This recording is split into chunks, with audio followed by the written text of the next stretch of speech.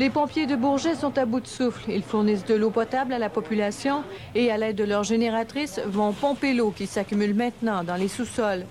Ils attendent avec impatience du renfort. On s'organise, on a des gens, des bénévoles qui vont de maison en maison pour sortir l'eau des caves et tout ça. Là. Ce coup de pouce est arrivé 15 minutes plus tard. Les soldats de Petawawa sont venus porter de l'eau, mais malheureusement, pas de génératrice, ce dont les gens ici ont le plus besoin. Tout le monde en cherche, surtout les fermiers qui craignent de perdre leur bétail et leur gagne-pain.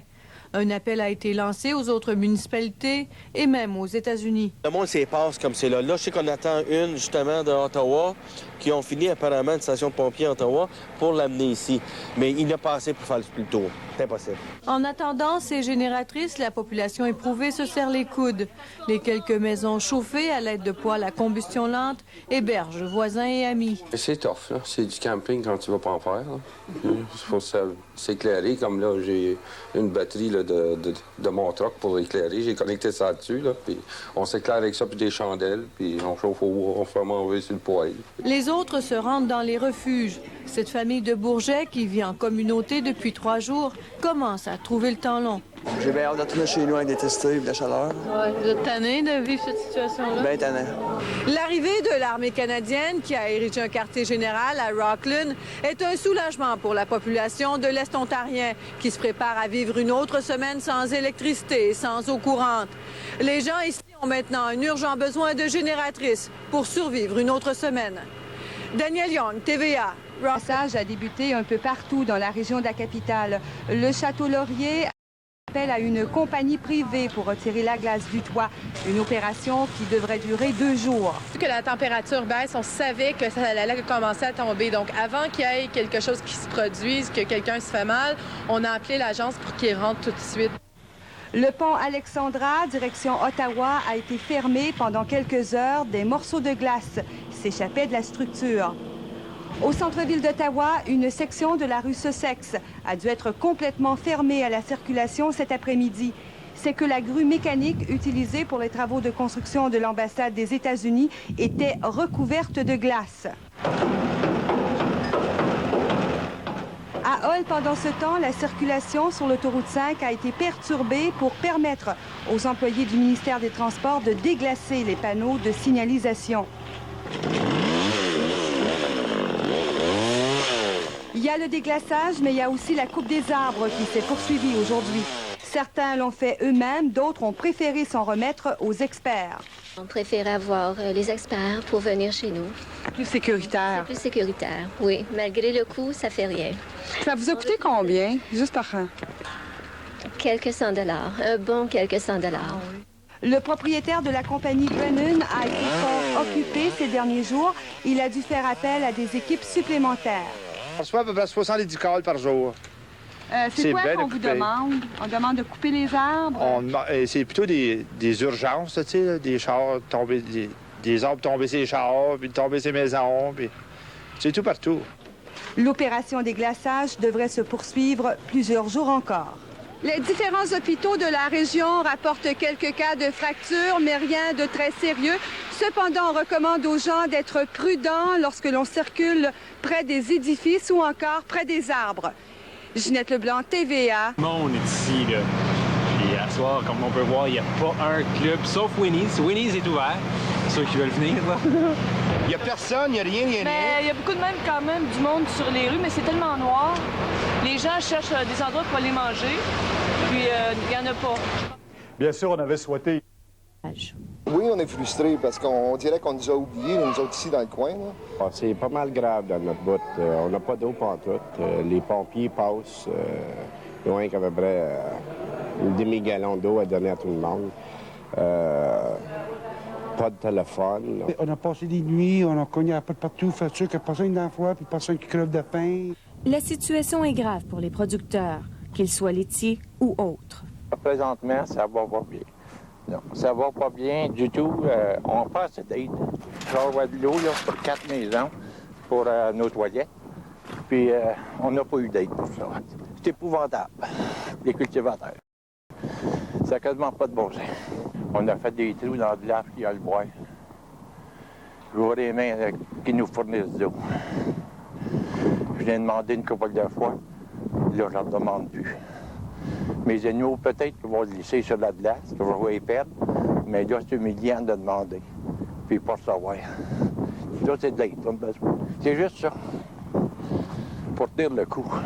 À la place de traire 2 fois par jour, là, on a fait juste une traite parce que nos machines ont fait défaut. Puis on était supposé de faire la traite. Ça fait 24 heures comme c'est là qu'on n'a pas fait la traite. Et puis, faut la faire. On n'a pas de générateur. Je n'avais trouvé un, mais il est à 3500 $ plus cher que le prix ordinaire.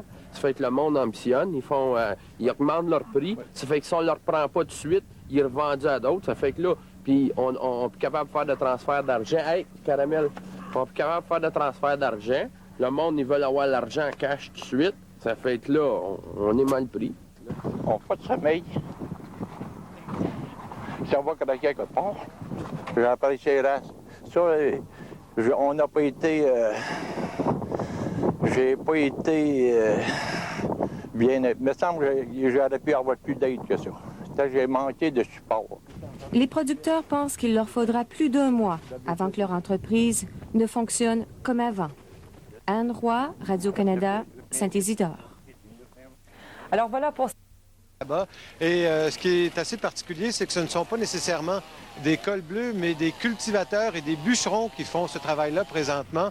Et on va les écouter, vous allez voir qu'ils ne sont pas très impressionnés par le travail des cols bleus jusqu'à maintenant. Qu'est-ce qu'on vous a demandé de faire aujourd'hui? Bien, de nettoyer un peu là, le bord du parc ici, les abords du parc, pour que les charrues puissent nettoyer les trottoirs, puis enlever la branche qui est proche de la rue, j'imagine. Est-ce que c'est votre tâche habituelle, ça? Non, moi, je suis agriculteur. Je travaille à Saint-Émile-Énergie, c'est là que j'habite. Ils ont fait un appel à la radio là, pour avoir des bûcherons. Et puis, comme on s'est manœuvré d'ici à Chêne, bien, on avait peut-être un pas d'avance ces cols bleus. Eux autres, ils ont commencé à petite ciotte il y a 3-4 jours, tu sais, là. Mais ils ont pris des cours de bûchage un petit peu, puis là, maintenant, ils peuvent le faire, aussi.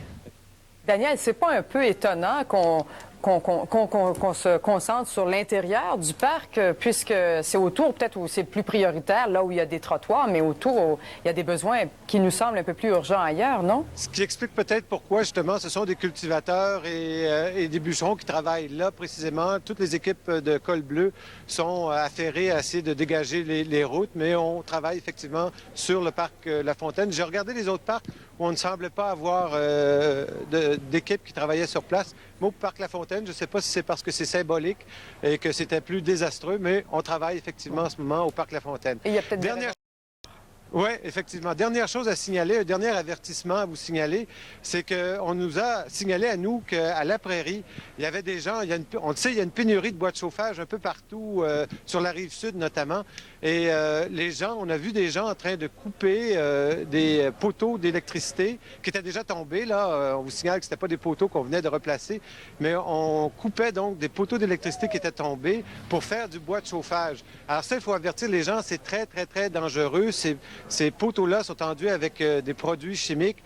C'est pas une bonne idée de mettre ça dans le foyer pour essayer de se chauffer. On risque de s'intoxiquer. Donc, à éviter d'utiliser les anciens ou les vieux poteaux d'Hydro-Québec pour se chauffer. Bien, enfin, j'espère que les gens ont bien compris le message, donc de ne pas utiliser les vieux poteaux d'Hydro-Québec qui sont tombés, comme vous le dites. C'est très, très important ce que vous dites comme message, parce qu'effectivement, ça peut être tentant, mais donc des émanations toxiques qui pourraient sortir lorsqu'on fait brûler ce bois-là. Merci de ces précisions, Daniel. On se retrouve un peu plus tard. Au revoir. Trouver refuge dans des centres d'hébergement. On se retrouve après la pause commerciale avec d'autres informations sur cette reconstruction aussi. La centrale de coordination des appels d'urgence qui fonctionne très bien. On peut également mentionner centres d'hébergement qui ont accueilli de 1000 à 1500 personnes, là, ont jusqu'à maintenant rendu de bons services aux citoyens qui sont hébergés jusqu'à maintenant. Et aux personnes à qui on a parlé de la possibilité d'être hébergés à Sherbrooke où, entre autres, il y a du courant, eh bien, ces personnes, disons, ne sont pas du tout entichées à l'idée de quitter Granby. Ces personnes préfèrent rester dans les centres d'hébergement qui ont été aménagés à Granby. On parle de 6 centres d'hébergement, entre autres parce que ces 6 centres sont dotés de génératrices, si bien que les gens sont au chaud, ont des repas chauds et peuvent également prendre leur douche. Alors, je vous propose d'écouter 2 extraits d'entrevues avec des gens qui sont hébergés et qui nous font part de leur réticence à aller ailleurs. Peut-être pas, parce que c'est beaucoup trop loin pour... je connais pas beaucoup de personnes à Sherbrooke, fait que ça ne m'avantagerait pas du tout. Parce que si l'électricité vient demain matin... mon épouse a le travail, alors il faudrait qu'elle aille travailler immédiatement. Fait que ça serait...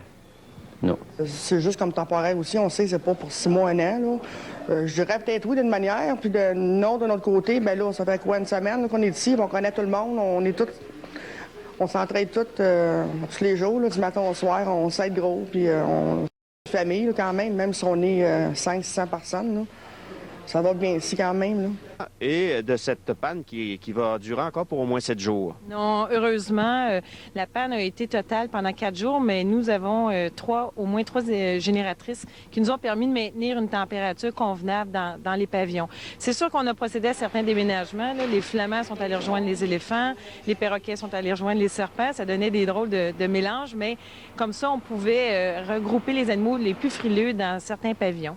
Ce qui est bon de mentionner également, c'est que vous chauffez au gaz naturel. Donc, vous avez besoin d'un minimum d'électricité pour enclencher le processus, disons, de chauffage par le gaz naturel. Oui, en effet, on a la chance d'avoir de l'électricité, mais on en consomme très, très peu. D'abord, on a réduit au minimum, on a éliminé tout ce qui n'était pas essentiel, l'éclairage, on a laissé tomber, on a regroupé toutes les denrées dans un congélateur et on fonctionne toujours sur nos 3 génératrices. En effet, le chauffage de tous les pavillons est au gaz naturel, donc le minimum d'électricité requis que pour partir les fournaises. On s'en tire bien jusqu'à maintenant. OK. Et pas question de transfert d'animaux vers d'autres zoos, même si on vous l'a offert, hein? En effet, il y a des zoos qui nous l'ont offert, il y a des zoos qui nous ont offert des génératrices. Là, tout ça est pour le moment sur la glace ou sur le verglas.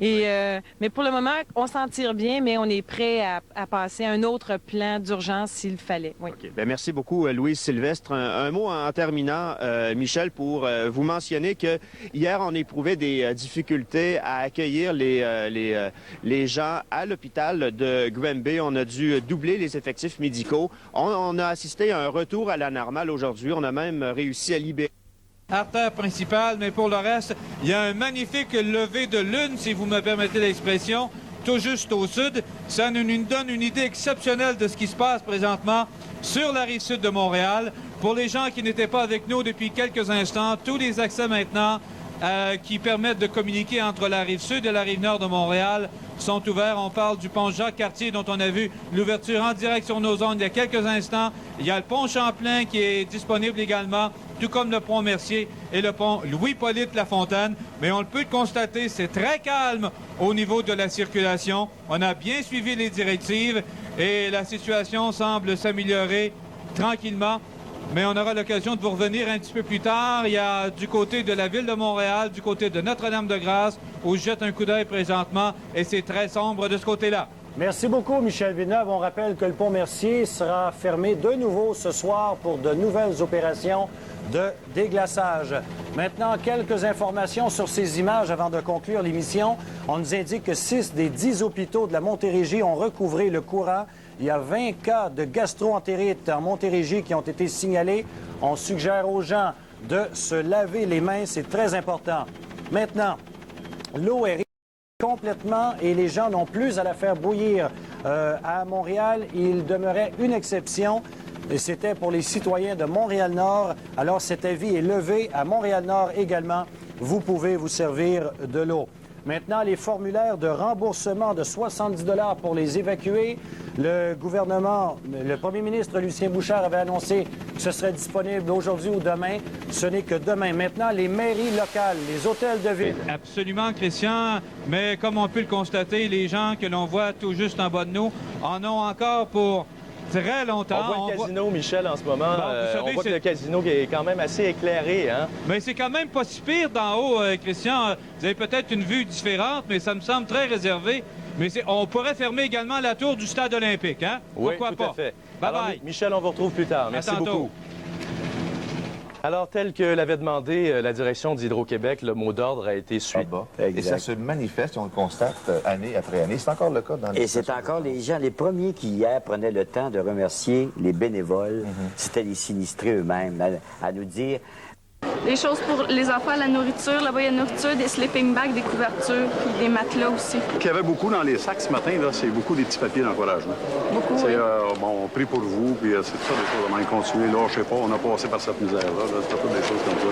Puis à peu près sur 10 bagues de linge, on trouve un papier. Ah ouais? Avec une écriture dessus. Bon courage, on prie pour vous, comme ça. Vous travaillez à titre de bénévole ici? C'est ça, j'ai 2 jours de congé, moi là, je suis ici pour les 2 journées. Êtes-vous de la région? Oui, je suis de Saint-Jean. Tant qu'à rester dans les maisons, à geler, on va aller donner un coup de main, on va aider. On sépare les petits draps, les couvertures de laine, les oreillers, les matelas aussi, les sleeping bags. Là. On sépare un petit peu tout là, pour aider les gens, pour s'aider entre nous là, si on veut se relever. On ouvre, on range, et puis il faut que ça sorte. Puis les gens... ça sorte aussi vite que c'est entré, finalement. Il faut que ça sorte aussi vite que c'est entré parce que les gens ont besoin. On approvisionne les centres d'hébergement ou directement les familles, tous ceux qui ont faim ou froid. La famille Dussault, privée d'électricité depuis mardi dernier, héberge 16 personnes dans sa modeste maison de Saint-Jean. Quand vous êtes allé voir l'entrepôt, là, c'était quand même impressionnant de voir tous les dons qui sont rentrés. Ça fait chaud au cœur, ça, de voir que le monde nous a pris. Vous êtes reparti avec combien de boîtes, vous? 5 boîtes. 5 boîtes. Des matelas, des styrofoams, me coucher les jeunes dessus, pour que c'est à terre. On en met des limites sur le manger. Oui, vous rationnez la nourriture. On rationne la nourriture pour que les enfants aient des fruits plus longtemps. Avez-vous eu des moments d'inquiétude? Commencez-vous à être inquiet? La peur. Nous autres, on a vécu bien des peurs, du stress. On avait bien peur. On voyait ça venir, là. On avait beaucoup de pain, puis c'est tout, tu sais. Ben du pain. On a bien du pain, là, à un moment donné, là. On a déjà plein de stress. On peut au moins bien manger, là. C'est pas pire. Puis quand vous approvisionnez dans les épiceries, il n'y avait plus rien. Non, tout était fermé. Puis quand t'arrivais à Noé, il n'y avait quasiment plus rien, tu sais. On finit le dîner et on commence le souper. On se monte pas mal d'affaires tranquillement. Ça vient d'où, ça? Ça vient tous des dons qu'on a reçus. Ça descend pas partout on se promène. Là. Moi, j'appelle, puis... Parce qu'on est 17, puis ça marche. Ça marche. Les chaudrons, là, c'est plein, puis c'est vide le soir. Là. Ça va bien. L'entraide. Mais des années d'entraide, on y va. En fond, ça y va pas. Vous n'êtes pas déçus du genre humain? Tout le monde s'entraide? Non, pas à tout. Pas déçus de ça, pas à tout. On sait être la gang, ça va bien. S'il y en a un autre qui a une misère qui nous appelle, on va essayer d'aller chercher. Si on est capable de le ramasser, on va le ramasser. Ça, on va le taper après, là. Fait qu'on a souvent des meetings à cause de ces choses-là pour mettre de l'ordre, qu'on puisse venir à bout de continuer à s'entendre parce qu'il y a une grosse tension. Chaque famille agit pas pareil avec les enfants. Les enfants On a des règlements différents. C'est ça, fait qu'il faut que ça vienne à bout d'être tout pareil. Puis les enfants aussi, là, tu sais, ça arrive, puis on met tout ça dans la même famille, là. Quand vous avez su que ça allait durer encore 2 semaines... On parlait plus. On s'est assis au bout de la table quand les enfants ont été couchés. Puis là, on dit... ma chum Denise a dit, penses-tu qu'on va être capable de s'endurer encore 2 semaines comme ça?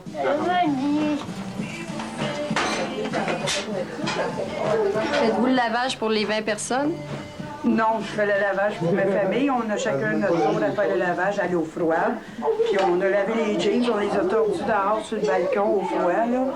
Puis j'ai amené mon lac à linge, puis on étend, puis ça chauffe, ça sèche avec... J'ai hâte d'être fini ton lavage, comment ça devient? J'ai hâte d'être fini ta sécheuse. C'est sèche, c'est quoi? Il est tout bien placé. C'est sèche. Ah, maman, mais t'as plus tout sèche, tous. Non, ils sont pas sèches encore. On va les remettre. Remets-les. Un petit peu sèches. Les 2 prochaines semaines, vous les voyez comment, là? On sait comme on est parti là. Faut se trouver à manger, tout le temps. La première affaire, c'est de manger. Et la chaîne de solidarité continue. Louise Picard trouve le moyen de mettre un peu de soupe de côté pour l'apporter à une dame âgée qui refuse de sortir de chez elle. sur ma tête, puis je vais la délever, puis ils vont voir que ça vient de la maison. Vous n'avez pas bien dû dormir les dernières nuits? Elle a dit que les nuits sont courtes. C'est comme ça. Le peu qui reste, c'est... Puis là, il reste encore un pouce. Et puis... Ça continue, c'est ça qui est le fait? C'est ça, là, c'est joliment d'avance. C'est pas nettoyable, cette année. Il y a presque après les arbres. Les seuls qui restent, ils sont juste accrochés puis ils pendent. Ils sont plus préférables de dire donner du rendement. J'imagine que ces arbres-là devront être abattus et recommencer à mettre. J'imagine. Comme on va...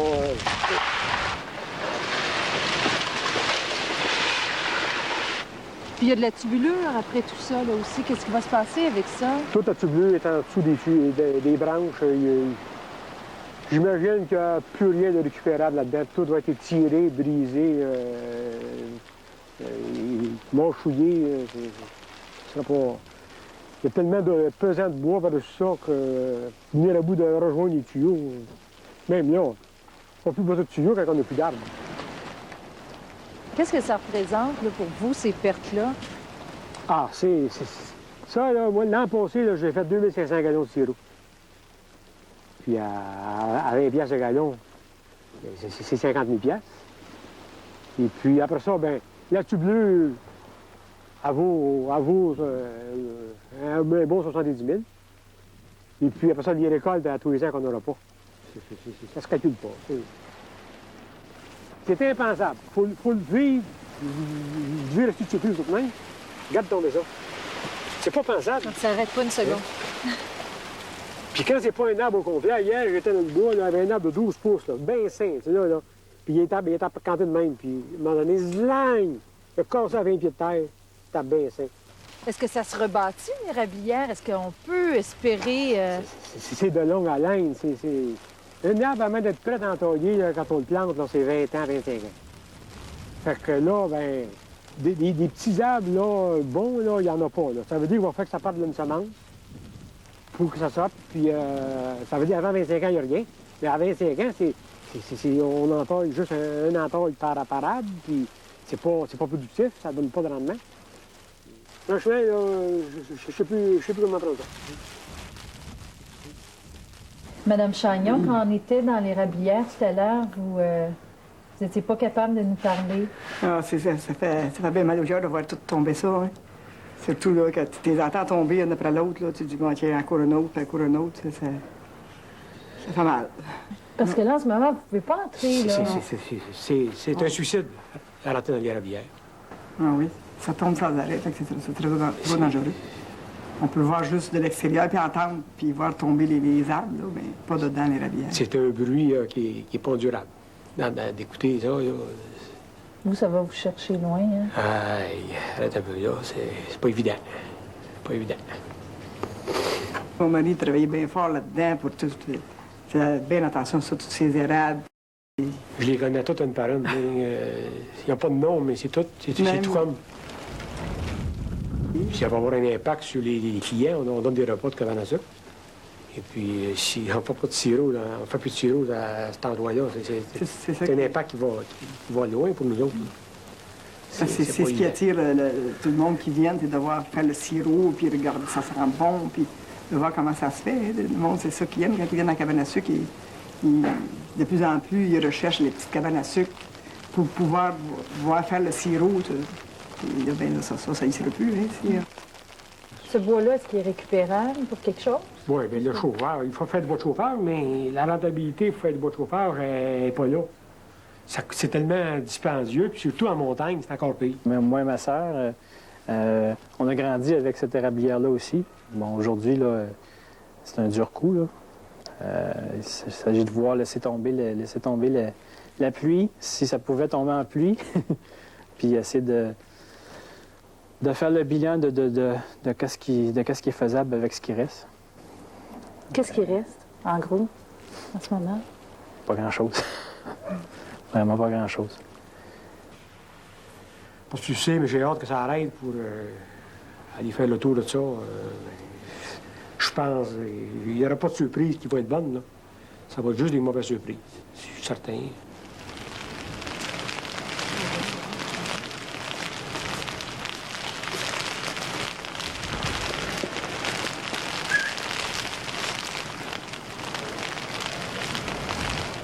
Eh bien, Brigitte Vincent, c'est aujourd'hui que vous êtes entré en contact avec M. Chagnon. Aujourd'hui même, et puis figurez-vous que leur pire crainte, eh bien, c'était tout à fait justifié.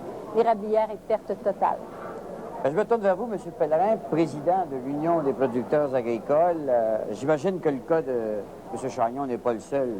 Non, les érablières sont affectées à un très haut pourcentage et ça part de la frontière de l'Ontario jusque dans la Beauce. C'est des milliers de producteurs qui sont affectés au niveau des érablières.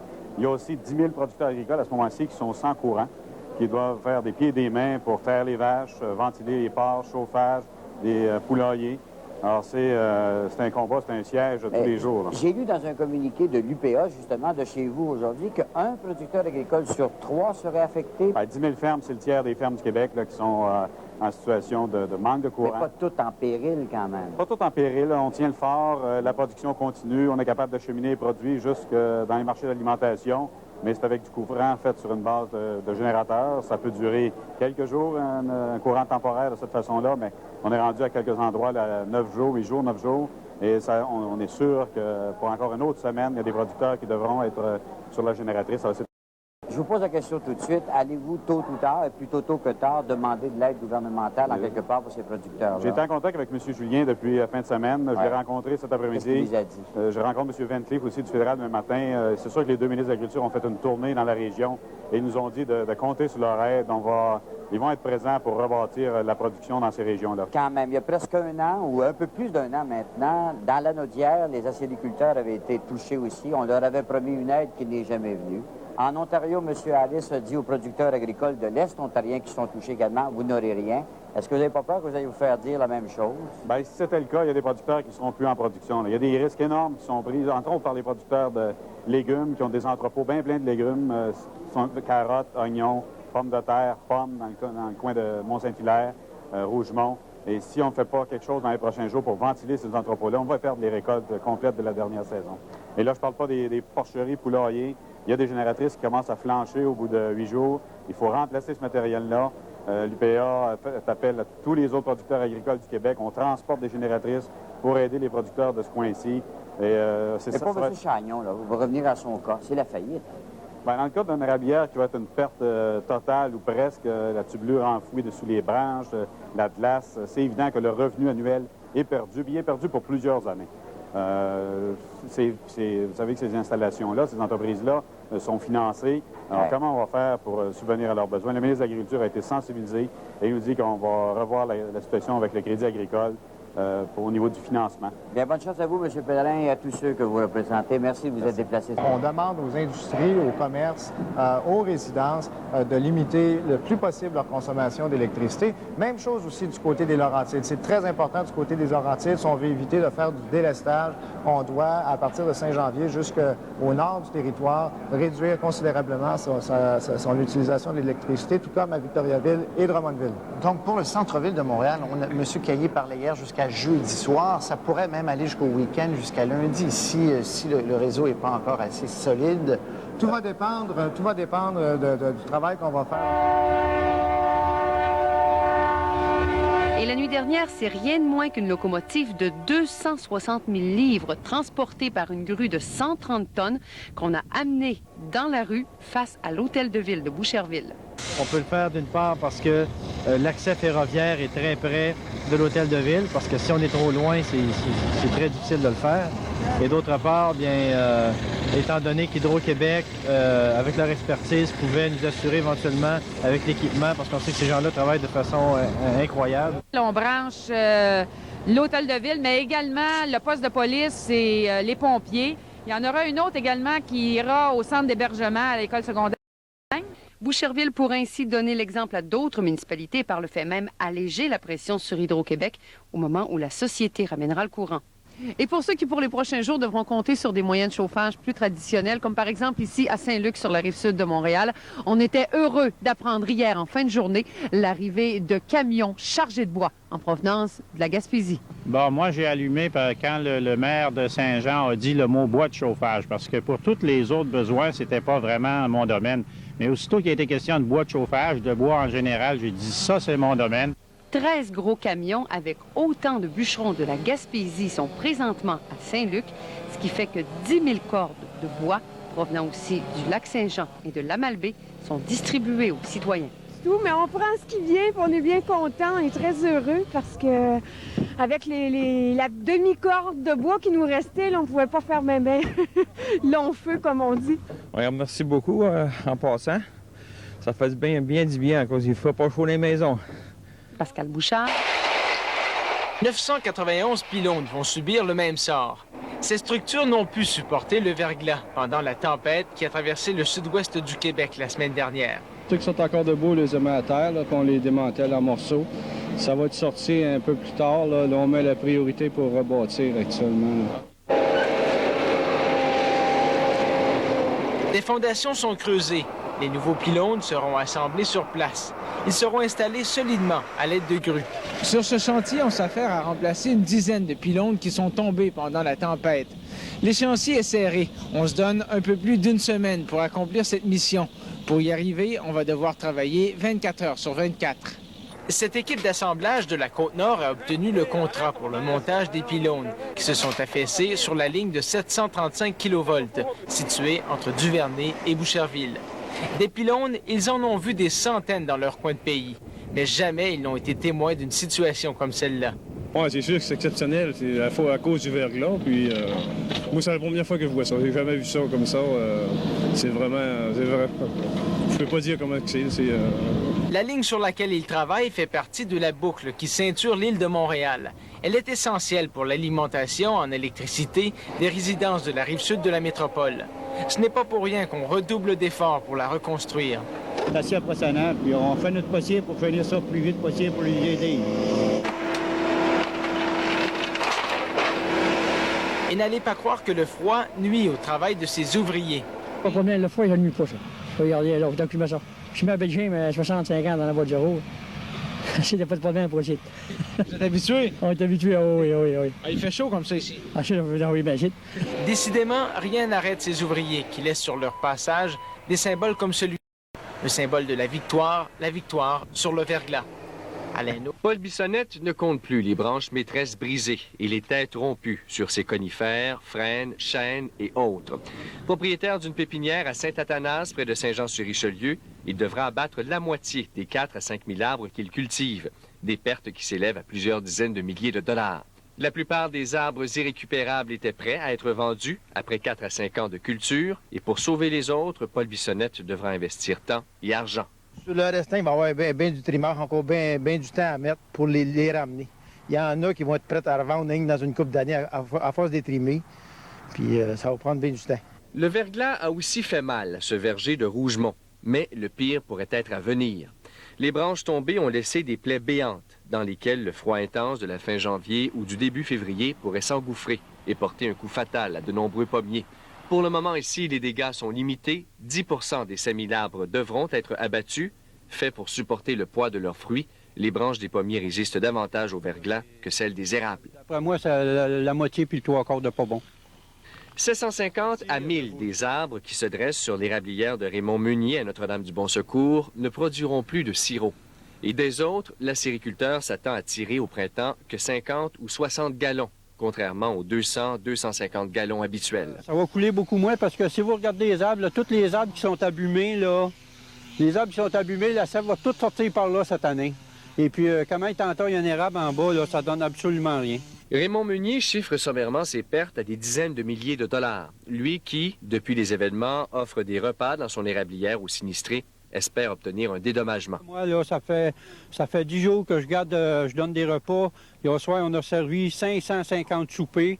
Puis je ne sais pas en tout qui va me payer. Puis la cabane est pleine, full pin, puis je fournis le courant, puis je ne sais pas ce qui va arriver parce que personne n'est venu me voir encore. Ce n'est vraiment qu'au printemps que Raymond Meunier connaîtra toute l'ampleur du désastre. Avec l'arrivée du temps doux, la maladie pourrait s'attaquer aux arbres.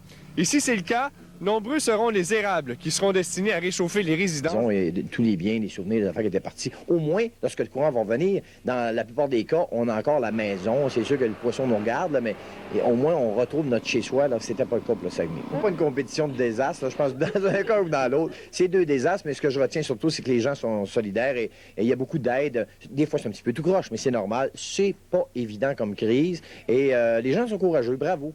Parce que moi, je suis pas courageux. Je suis écœuré. Ah. Heureusement, les auditeurs de l'émission de Michel Barrette sont pleins de compassion pour leurs concitoyens, proposant même à l'animateur vedette de s'occuper de lui. Il dit, lui, c'est Daniel Gagné qui dit, je t'invite, Michel, à venir chez moi à Saint-Eustache. Il dit, je suis marié, j'ai 2 belles filles. Tu pourras manger, boire, prendre un petit que-touc. Il dit, je te gage une raide en parleur, ben si tu viens pas. Ou 50$ si tu viens. Je m'avais ramassé hier, j'avais la barbe, avait vraiment de l'air du hippie là, de Hillbilly Jim. Là, ils m'ont dit, hey, Michel, t'es pas obligé de vivre ça comme ça. Tu vas te laver, faire quelque chose. Fait que là, je me suis lavé aujourd'hui. Et 5 jours, 6 jours à la maison, seul. La famille est à Sherbrooke, chez de la parenté. Alors, il fait chaud, il mange et tout. Moi, ben, je suis dans mon sous-sol, à côté de ce qui me reste de foyer, avec mes petites bûches. Je garoche là-dedans, je garde un petit peu de chaleur. C'est ce que je fais de la nuit. J'écoute la radio, puis je gratte après-midi, je manque des 1, avec une petite barre comme ça. Je suis en train de rire un livre. Et... Chose certaine, Michel Barrette... Des génératrices, mais elles aussi sont à bout de souffle. En tout cas, on se demande sérieusement pour combien de temps encore ces installations d'urgence vont tenir le coup. Voici le reportage d'Armand Dubois. Nous sommes chez le plus gros producteur horticole de la région de Saint-Hyacinthe. 1 million de plants de plus de 10 000 variétés produits en serre. La tempête de verglas est survenue à un moment crucial de l'année. Le mois de janvier, oui, parce que c'est tout le début, c'est le début, la base de tout. C'est là que partent les semis, c'est là que tout commence, autrement dit. Comme hier, il y avait encore un petit peu de verglas, il faut absolument prévenir, chauffer nos plastiques pour absolument que le verglas fonde le plus possible, pour pouvoir avoir le moins de problèmes possible. C'est des choses qu'il faut surveiller 24 heures sur 24. Heureusement, il n'y a pas eu de dommages. C'est grâce à ces appareils. Sous génératrices alimentées par les tracteurs. Bon, la plupart ont des génératrices, là, mais depuis le temps que ça marche, il y en a quelques-unes là, qui font défaut, puis les gens, là, autrement dit, ils cherchent des génératrices pour remplacer le leur qui font défaut. Là. Mais le travail à la ferme, déjà très accaparant, est devenu encore plus difficile. Ça allonge les journées. On reste sous un stress constant. Là. On ne sait jamais à quel temps la génératrice peut lâcher. Là. À un moment donné, il ne faut pas prendre ça en paniquant. On n'est pas tout seul dans le bain. Ici, il y a eu un peu de pertes, mais pas beaucoup comparativement à ce qui a pu être vu, par exemple, en Ontario. Les comptoirs vont être pleins de produits laitiers, ça c'est sûr et certain. Là. Il y a des gens qui travaillent là, à plein là, pour essayer de repartir la production puis faire dans l'ensemble de la province, je suis convaincu. On n'a donc pas pour le moment à s'inquiéter de la qualité de la production laitière. Ce qui est inquiétant, c'est que les génératrices fonctionnent à plein et elles pourraient tomber en panne au cours des prochains jours, ce qui alors pourrait sérieusement affecter la production laitière. Armand Dubois, TVA, Saint-Barnabé. Et puis tous les arbres vaincus par la pire tempête de verglas de notre histoire vont coûter des millions de dollars aux acériculteurs. La Fédération des producteurs acéricoles du Québec estime que près de 30% des érables de la province ont été touchés par le verglas. Certaines érablières sont carrément des pertes totales. Notre collègue du Match de la vie, Brigitte Vincent, a rencontré un acériculteur de Saint-Paul d'Abbotsford. Voici son reportage, il est bouleversant de réalisme. C'est comme si c'était la guerre, puis il s'assied du fusil. Puis là, avec la couche de verglas qui a poigné par les branches, à la terre, quand ces glaces-là se rencontrent, là, ça fait un fracas là, de vaisselle, là, qui c'est ce qui est déroutant.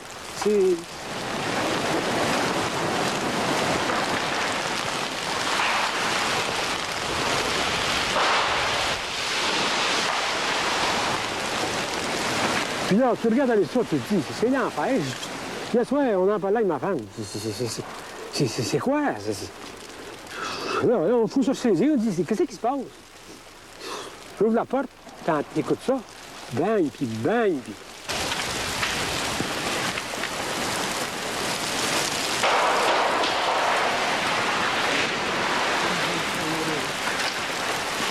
Vous n'avez pas bien dû dormir les dernières nuits? On a dit des minutes au coude.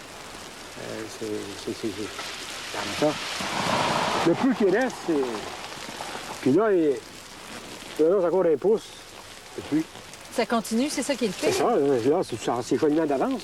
C'est pas ontoyable, cette année. Tout à tout bleu est en dessous des branches. J'imagine qu'il n'y a plus rien de récupérable là-dedans. Tout doit être tiré, brisé, mâchouillé. Il y a tellement de pesant de bois par-dessus ça que venir à bout de rejoindre les tuyaux, même là, on n'a plus besoin de tuyaux quand on n'est plus d'arbres. Qu'est-ce que ça représente là, pour vous, ces pertes-là? Ah, On est à trouver des génératrices partout dans les autres régions du Québec. On en a déjà à peu près 150 qui ont été déplacées du lac Saint-Jean, de la Gaspésie, de la vallée de la Matapédia, jusque dans Saint-Hyacinthe, Saint-Jean-Valleyfield. Vous comprendrez, quand il y a 10 000 fermes qui sont sans courant, c'est presque le tiers des fermes du Québec. Alors, c'est un exercice extrêmement difficile. Mais là, il était un peu trop tard pour moi, là, avec ce qui vient d'arriver. Là, on va laisser ça tourner jour et nuit, s'il faut. Pierre Mignot, Radio-Canada, Roxton Pond. Le vice-premier ministre Bernard Landry s'est rendu dans plusieurs municipalités qui sont toujours privées d'électricité. M. Landry a été appelé à répondre aux doléances de plusieurs citoyens et maires qui réclament l'heure juste de la part des autorités. Les conditions avant tout sécuritaires, ce qui a été réalisé ce matin. Mais c'est pas n'importe quel hélicoptère qui pouvait faire ce genre d'opération-là, hein? Non, absolument. L'hélicoptère qu'on voit en arrière de nous est le seul, je pourrais dire, au monde approuvé pour ce type précis d'opération. Mais on voit les images. Là, vous vous êtes approché très proche de ce pylône-là. Il n'y avait pas de danger à ce niveau-là? Un coup de vent, là, et vous ne pouviez pas vous retrouver en situation difficile? Non, absolument pas. Je veux dire, l'hélicoptère est un appareil qui se contrôle très bien. Alors, évidemment... Il y a différents types de vents. On rencontre des vents qui sont des vents qu'on peut qualifier de laminaires, c'est-à-dire qui ne présentent pas de turbulence. Donc ce n'est pas à ce moment un problème. Un vent peut-être un peu plus faible, mais turbulent, c'est-à-dire par rafale, aurait peut-être empêché l'opération ou aurait remis l'opération un peu plus tard. Ce pylône-là est tout glacé. Vous vous retrouvez à quelle hauteur à peu près? Oh, pas loin de... approximativement 350 pieds de sol. Ça, c'est très haut, ça. Oui. Il y a des dangers à ça, là. Quel genre de danger vous étiez confronté, vous? Le danger, c'est la hauteur, mais nous avons un principe d'attachage en tout temps. Nous sommes toujours reliés soit à l'hélicoptère, et lorsqu'on est dans le pylône, on est toujours attaché dans le pylône. Il ne faut être jamais, par exemple, attaché soit simultanément au pylône et à l'hélicoptère. C'est ça le principe, c'est le plus gros danger qu'il faut surveiller. Puis il y avait la glace dans le pylône qu'il fallait surveiller. Monsieur Trottier, la nacelle dont vous me parlez, on me dit que vous avez des micros sans fil, donc vous pouvez vous déplacer. Est-ce qu'elle est visible? Pouvez-vous nous montrer un peu votre hélicoptère qui est derrière vous? Peut-être avec monsieur Despois, plutôt, c'est l'hélicoptère de Canadian Helicopter, c'est celle-là qu'il y a là. Est-ce qu'on la voit, la nacelle, là? C'est ce qui vous permet de descendre les monteurs de ligne sur le pylône? Oui, je pense que monsieur Despois peut vous expliquer ça mieux que moi. Là, c'est lui le pilote. Alors, comme vous pouvez voir, il y a deux nacelles. Celle qui est de l'autre côté est construite de la même façon au cas où on veuille, à un moment donné, opérer par l'autre côté. Mais autrement, elle sert de contrepoids. Alors là, vous vous retrouvez à quelle distance du pylône quand vous dites au moteur de ligne de sortir, de s'installer là-dessus, c'est ça? Oui, c'est cela. En fait, pour le monteur de ligne, c'est une petite marche. Il a juste à écarter le pied. Donc, si vous voulez, la bordure de la nacelle que vous voyez là est à peu près à un pied du pylône. Bon, et là, ça descend. Vous êtes à quelle distance du pylône? Votre hélicoptère, donc? À un pied du pylône? La nacelle est à un pied du pylône, donc il reste cette distance-là, donc environ 8 pieds à côté du pylône. Bon, vous ne retournez pas cet après-midi, on me dit, là? Cet après-midi, pour l'instant, il n'y a aucune mission de prévue. Bon, Monsieur Trottier est-il pas trop loin de vous pour que je lui pose une petite question, Monsieur Trottier? Juste là. Monsieur Trottier, pourquoi vous ne retournez pas cet après-midi? Cet après-midi, c'est qu'on n'a pas de mission INAS pour l'instant, là. Il va peut-être y avoir des choses qui se passent. À l'INAS. Ici, normalement, on a notre ceinture, on est attaché ici. Et quand on a un autre équipement, un crochet, lorsqu'on vient faire contact avec le pylône ou le site de travail, qu'on doit aller communiquer avec. Oui. Les conditions météo, ça vous a gêné dans votre travail ce matin? Vous trouviez ça difficile?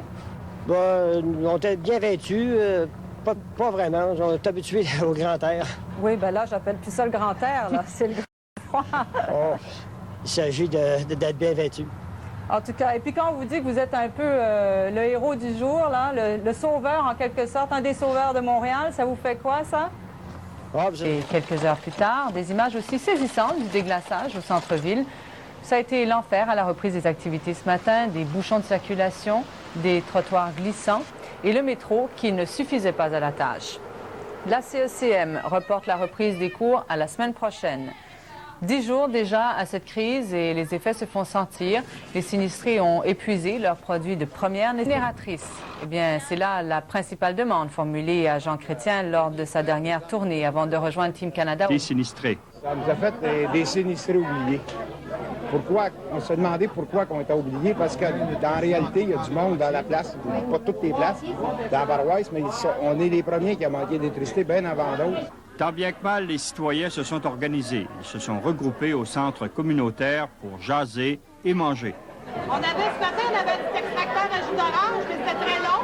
On a trouvé un extracteur pour faire du jus de tomate, mais là, on s'en sert pour faire du jus d'orange. En préparant plus de 400 repas par jour, les vivres ont diminué à vue d'œil. Ça a doublé, là, parce que là, les jours qu'on a maintenant, là, c'est vraiment du monde, là, ils n'ont plus d'argent, ça ne travaille plus. Alors, le centre s'est rempli. On a fait manger 650 personnes hier. Et puis, il y avait de l'eau dans la soupe hier soir. On commençait à manquer de stock. Là.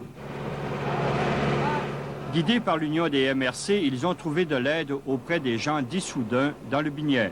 Ah! Des actions concrètes, ça là. Les 800 habitants d'Issoudun se sont retroussés les manches pour amasser 40 cordes de bois et de la nourriture. J'ai dit, nous autres, on veut répondre à des besoins réels, pas n'importe quoi. On ne vous enverra pas 300 couvertes, c'est tout, là. On veut vraiment, dites-nous ce que vous avez besoin. On a besoin des génératrices, on a besoin des batteries, on a besoin des conserves. C'est pas là faire chauffer, ça. En moins de 2 jours, ils ont fourni ce qu'il faut à ces sinistrés isolés pour les aider à passer à travers.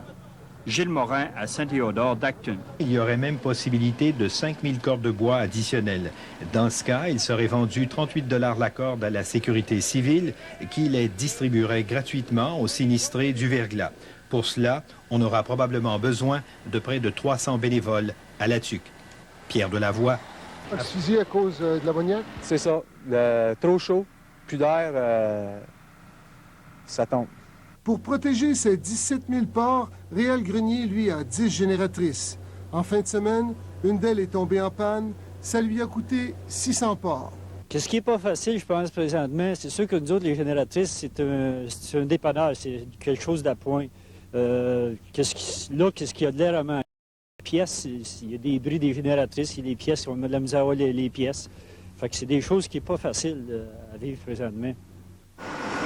Avec la surchauffe des génératrices, ce récupérateur de carcasses commence à faire de bonnes affaires. Comme c'est là, c'est le 6e, ça. Depuis combien de jours? Dans 3 jours. Contrairement aux êtres humains, on ne peut pas évacuer les animaux. Ils ont la santé fragile et besoin d'un environnement protégé. Ils sont prisonniers de la panne. Depuis quelques jours, quelques milliers de porcs sont morts. Il y en a plus de 800 000 dans la zone sans électricité. On est à trouver des génératrices partout dans les autres régions du Québec. On en a déjà à peu près 150 qui ont été déplacées du lac Saint-Jean, de la Gaspésie, de la vallée de la Matapédia, jusque dans Saint-Hyacinthe, Saint-Jean-Valleyfield. Vous comprendrez, quand il y a 10 000 fermes qui sont sans courant, c'est presque le tiers des fermes du Québec. Alors, c'est un exercice extrêmement difficile. Mais là, il était un peu trop tard pour moi, là, avec ce qui vient d'arriver, là. Là, on va laisser ça tourner jour et nuit, s'il faut. Pierre Mignot, Radio-Canada, Roxton Pond. On retrouve une dernière fois Christine. Christine, vous allez nous parler des fonctionnaires et aussi un peu la reprise des activités au centre-ville. Mais Hydro-Québec demande toujours à ses clients de réduire leur consommation d'électricité en heure de pointe, surtout aussi sur la rive sud et dans les Laurentides, et ça en tout temps, je pense, parce que le réseau demeure fragile là-bas. Il ne faut pas oublier que de 800 à 900 000 personnes sont toujours privées d'électricité.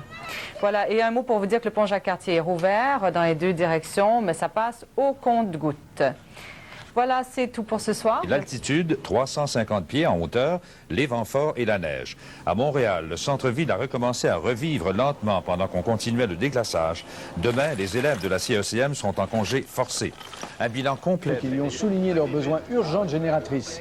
Et puis M. Chrétien s'est envolé à 18h ce soir pour le Brésil, rejoindre Team Canada. Ici, la Société Radio-Canada. Créée de toutes pièces par ordinateur. Après l'avoir mise à rude épreuve, nous avons perfectionné ses systèmes de sécurité.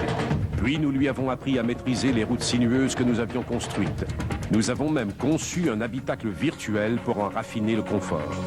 Avant de faire subir à l'Intrépide le test ultime de la réalité, nous étions assurés qu'elle était virtuellement parfaite. La nouvelle Chrysler Intrépide.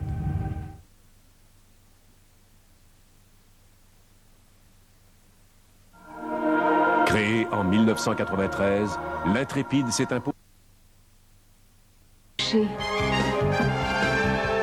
Chevy Chase, dans Mémoire d'un homme invisible, au cinéma Provigo ce dimanche 20h. Qui croyez-vous que je sois? Je sais pourquoi vous êtes là. Vous en êtes sûr? Je n'ai aucun suspect à part vous. L'ultime impact, en primeur, ce vendredi 20h.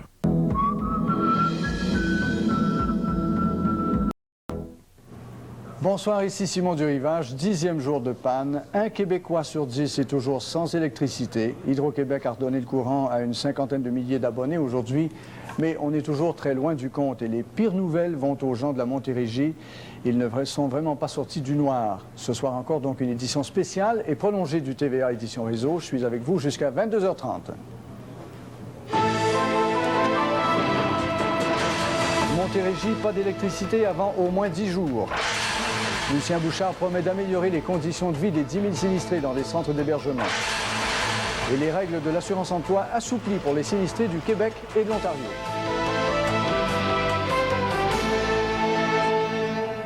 Et oui, même en temps normal, tout tournerait au ralenti. Alors imaginez avec le froid sibérien qu'il fait depuis hier, et puis la glace qui fige tout, c'est pas facile de réalimenter les 340 et quelques mille foyers toujours privés de courant. Alors ce soir encore, c'est la Montérégie qui est la plus frappée, 325 000 foyers dans le noir.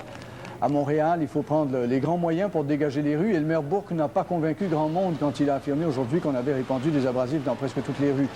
Les trottoirs sont aussi dangereux et comme en plus les écoles ne sont pas déglacées, le retour en classe à la CSM est reporté à lundi.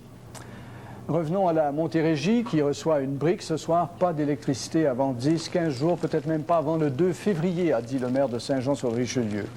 Donc pas pour rien que le premier ministre Bouchard a voulu se faire rassurant à l'endroit de ces milliers de sinistrés du Triangle de glace ce soir. Il leur promet de tout mettre en œuvre pour améliorer leurs conditions de vie dans les centres d'hébergement. Alors commençons par faire le point avec le porte-parole d'Hydro-Québec. Pour s'approcher à 2 mètres d'un pylône à bord d'un hélicoptère chargé de 2 petites plateformes où se tenaient les monteurs de ligne. On devait déposer les 2 hommes sur le pylône, inaccessible autrement parce que glacé, pour qu'ils puissent couper ce dangereux fil paratonnerre tombé dans les eaux du fleuve. Et cela avec la pire température possible, le vent et la neige. Ça faisait 2 jours qu'on attendait et même aujourd'hui, il ventait encore un peu. Alors pour faciliter les choses, on a posé les monteurs directement sur le pylône, plutôt de faire ça depuis une nacelle qui serait attachée en dessous de l'hélicoptère.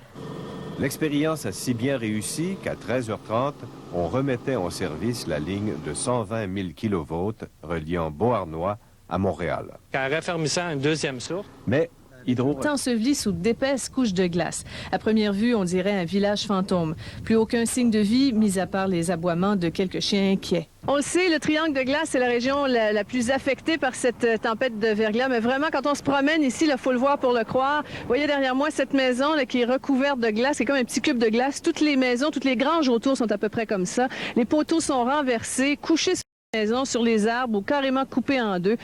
Vraiment, on peut s'imaginer que les gens autour doivent avoir bien hâte de voir la lumière électrique au bout du tunnel.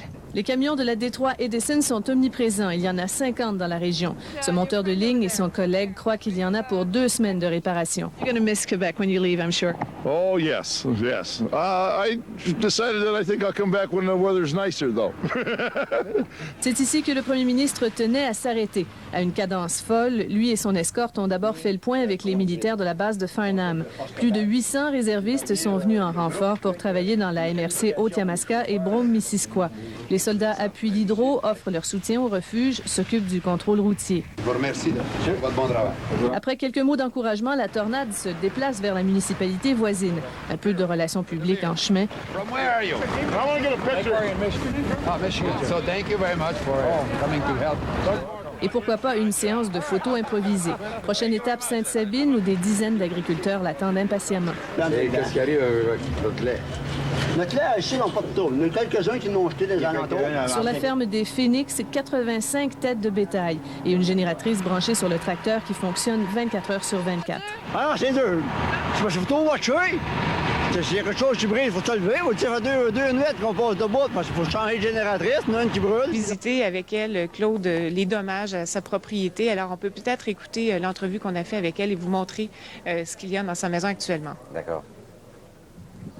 Là, nous autres, en tout cas, ça allait arriver le 10 au soir, qu'on est obligé, on a été évacués le samedi soir parce qu'il y avait un arbre qui a tombé en arrière sur le toit de la maison. Et ça a causé des dommages sérieux à l'intérieur aussi? Oui, au plafond, puis au plafond dans les chambres de bain, puis il y a eu de l'eau, puis le poteau d'électricité. Le plafond est plein d'eau maintenant? Oui, oui. Est-ce qu'il y a d'autres dégâts que dans la cuisine? Dans la chambre de bain, puis dans la chambre des petits, dans les armoires, l'eau a commencé à infiltrer là, tout dans le plafond complet. Vous ne pourrez pas retourner ici? Pas pour le moment, parce qu'il n'y aura pas d'eau. Parce que nous autres, c'est des pipes en dessous, puis sont toutes frisées. Il n'y a plus d'eau pantoute qui rentre. Qu'est-ce que vous pensez faire par la suite quand l'électricité va revenir dans votre coin? J'ai aucune idée. Là, comme c'est là, j'ai plus de demeure. Là, on reste au club de chasse et pêche. Mais après ça, on n'a aucune demeure après où rester. Qu'est-ce qu'on va faire? Les assurances, j'en ai, mais qu'est-ce qu'on va faire après? On ne sait pas. Comment vous vivez ça, toute cette situation-là? Dépressif, très dépressif. C'est dur.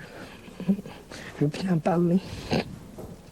Et elle est avec vous ce matin, hein, cette propriétaire, Valérie? Oui, elle est avec moi. Elle est dans le centre d'hébergement qui est au centre de chasse et pêche ici à Farnham, qui a été visité d'ailleurs par le premier ministre Jean Chrétien hier. Alors ici, on commence à mieux s'organiser, hein, Madame Cassivi, Madame Diane Cassivi, au centre d'hébergement. Comment vous vivez ça ici maintenant? On est très bien, en tout cas à la place. On a en masse de manger, on est bien recouvert de couvertes, puis le monde sont tous corrects. Madame Chose qui prend soin de nous autres, il nous donne qu'est-ce qu'on a besoin.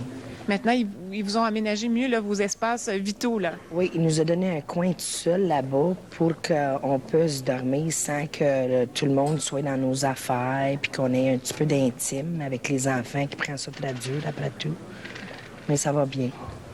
Et il s'est passé des choses assez particulières dans le centre d'hébergement depuis que vous y êtes arrivé il y a déjà plusieurs jours. Oui, la journée où j'ai arrivé, il y a une madame qui était prête à accoucher, qui est montée à l'hôpital, qui a accouché d'une petite fille de 7 livres et 10 onces. Puis il y a un monsieur qui a essayé de nous aider à nettoyer le toit en l'air, puis il a tombé, puis il y a eu plusieurs membres de brisés. Il a tombé dans la couverture à terre, puis il y a bien des affaires qui sont arrivées. Est-ce que c'est difficile de voir tout ça, de toutes les catastrophes qui arrivent en même temps? Oui, des fois, on pense qu'on est dans le désert, qu'on n'est pas ici, sur la terre. On se demande qu'est-ce qui se passe. Avec tout ce qui se passe, ça va tellement vite. Et vous êtes très isolé en ce moment parce qu'il n'y a même pas de téléphone? C'est ça, c'est en plein ça. On n'a aucun téléphone qui marche. Les lignes téléphoniques qui ne marchent pas pantoute. Vous espérez que votre famille vous regarde en ce moment? Oui, j'espère. Mon père me voit. Dans quelle région sont-ils, sa famille? Dans quelle région ils habitent, vos parents? Saint-Hubert puis Greenfield Park. Puis je souhaite qu'ils voient, en tout cas. Papa, je suis correct. Merci beaucoup, Mme Cassivi. Nous raconter cette histoire qu'il a vécue, une histoire incroyable. Vous le voyez là, avec son échelle, s'approcher du fameux pylône afin d'aller remplacer l'équipement. Ça prend énormément de courage. Il faut être habillé. J'ose pas imaginer la température qu'il devait faire en mouvement avec une telle altitude et le froid qu'il y avait hier avec le facteur vent. Je n'ose pas l'imaginer, mais on va le savoir parce qu'on va aller rejoindre immédiatement dans la région de Saint-Jean-sur-Richelieu les deux monteurs qui, malgré leur exploit d'hier, sont encore au travail ce matin depuis bien de bonne heure. Messieurs Denis Bouchard et Jean-Yves Bois. Messieurs Bois et Bouchard, bonjour. Bonjour. Bonjour, M. Giroir. Parlez-moi de votre expérience hier. Quand on vous a dit d'abord, écoutez, acceptez-vous cette mission, parce que ça ressemble presque à une mission d'agent secret, on va vous déposer par hélicoptère sur le haut d'un pylône de 150 pieds. Quelle a été votre réaction? Avez-vous dit, est-ce que c'est une farce ou... Non, pas du tout. Pour donner une précision aussi, que le pylône, il y avait environ, approximativement 350 pieds. 350 pieds? Moi, on m'avait dit 50 mètres, donc c'est 350 pieds de haut. C'est ça, oui, c'est ça. Et puis, c'était un travail qui a planifié depuis lundi dernier. C'était pas de hier matin qu'ils nous ont dit matin on vous allez là. Non, c'était un travail bien planifié et bien encadré. Mais la première fois qu'on vous a parlé de ça, avez-vous hésité à accepter? Non, on commençait déjà à avoir un peu de l'habitude, disons, côté pratique. On a de l'expérience, on l'avait déjà testé. Ça se faisait pas tous les jours, mais on l'avait déjà essayé. Puis on savait qu'on était capable de le faire en toute sécurité. Vous aviez déjà été déposé sur le haut d'un pylône comme ça à partir d'un hélicoptère? Oui, oui, on avait une formation déjà qu'on avait suivie en l'année 96, qu'on avait renouvelé en 97 aussi. Non, c'était pas pour nous autres. On est 3 monteurs région de Saint-Hyacinthe qui sommes formés à travailler sur cette plateforme. Comment ça se passe au niveau de la sécurité? On ouvre la porte de l'hélicoptère. Êtes-vous retenu par un harnais? Autrement dit, comment êtes-vous certain que vous ne tomberez pas dans le vide si vous perdez pied?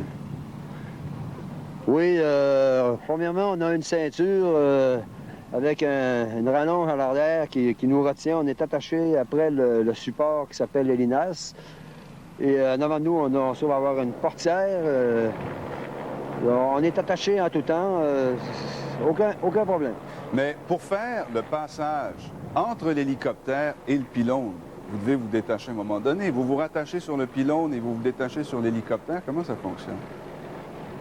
On a toujours un lien. Il faut se dire qu'on n'est jamais attaché, il faut être jamais attaché à l'hélicoptère et au pylône en même temps. Ouais. Donc, il y a une manière de faire. On a le bras qui est passé dans un show de retenue qui est sur la plateforme Hélinas, donc qui nous retient ici. Et notre crochet de sécurité qui fait le lien avec les deux, on se fait automatiquement, rapidement.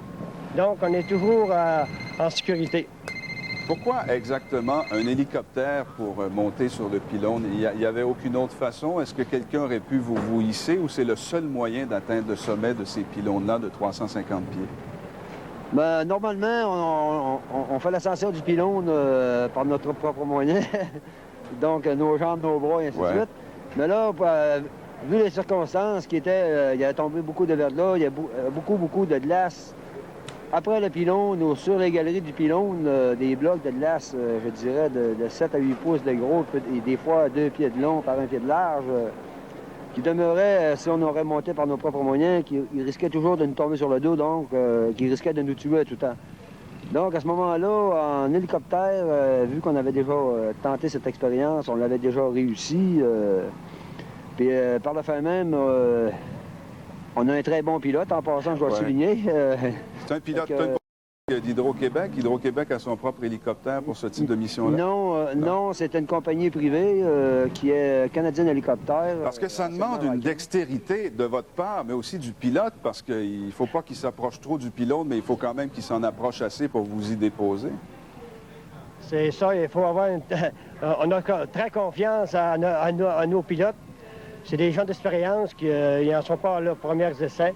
Donc, il faut avoir vraiment un travail d'équipe, tant du pilote que du monteur. C'est toujours une constante communication.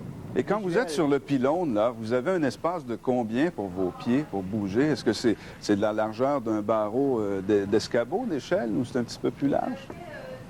Vous voulez dire dans le pylône? Oui, c'est ça. Quand vous êtes au-dessus du pylône, là, vous placez les pieds sur quoi exactement? Est-ce que c'est bien large, bien long? Avez-vous de l'espace ou c'est tout mince? Alors, pas de problème.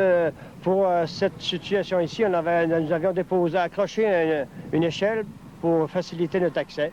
Normalement, on a toujours quelque chose de très solide, de très stable. Bon, et vous êtes de la région de Saint-Hyacinthe? Exact. Et vous avez été entraîné, autrement dit, c'est pas face à la situation actuelle qu'on a développé cette idée d'aller vous déposer sur le dessus d'un pylône de 350 pieds avec un hélicoptère. Vous l'aviez pratiqué avant cette crise-là? C'est exact, oui. Ça fait environ depuis 2 ans qu'on développait, on cherchait à trouver un moyen pour faire des travaux autres que monter par nos propres moyens. Disons, c'est pas parce qu'on veut pas monter par nos propres moyens, mais il y a des situations qu'on cherche à améliorer, à trouver des techniques nouvelles pour aller faire mieux, disons, améliorer les choses. Et puis dans ce cas-là, c'était essentiel parce que, comme vous nous l'expliquez, à cause du verglas, le pylône, la structure était trop glissante pour y monter par vos propres moyens, donc c'était trop difficile. Parlez-moi un peu, au bas du pylône, c'était de l'eau, c'était la terre. Autrement dit, là, si vous étiez tombé, vous seriez tombé dans quoi? Dans le fleuve Saint-Laurent? Ça, il ne faut pas y penser. Si on aurait tombé sûrement sur la glace, parce que c'est glacé à grandeur. Ouais. Mais c'est la terre ferme qui est sous le pylône, oui. Oui. Donc, mais Moi, je n'en reviens pas. J'ai le vertige à monter dans un escabeau. Vous êtes allé à 350 pieds déposé par hélicoptère. Vous êtes 2 des 3 seuls monteurs de ligne au Québec qui font ça? C'est ça, on forme une équipe, on est 3 monteurs, dont Jean-Yves Bois, Alain Trottier et moi, qui faisons ça dans le moment. Hey, parlez-moi en terminant du vécu des monteurs de ligne. J'en ai rencontré hier soir à Drummondville. Ils font des journées de 16, 17 heures. Comme par exemple, aujourd'hui, il fait peut-être moins 15, moins 20, moins 25 avec le facteur vent. Comment vous vous débrouillez à l'extérieur? On est très bien habillés. On s'habille pour la température.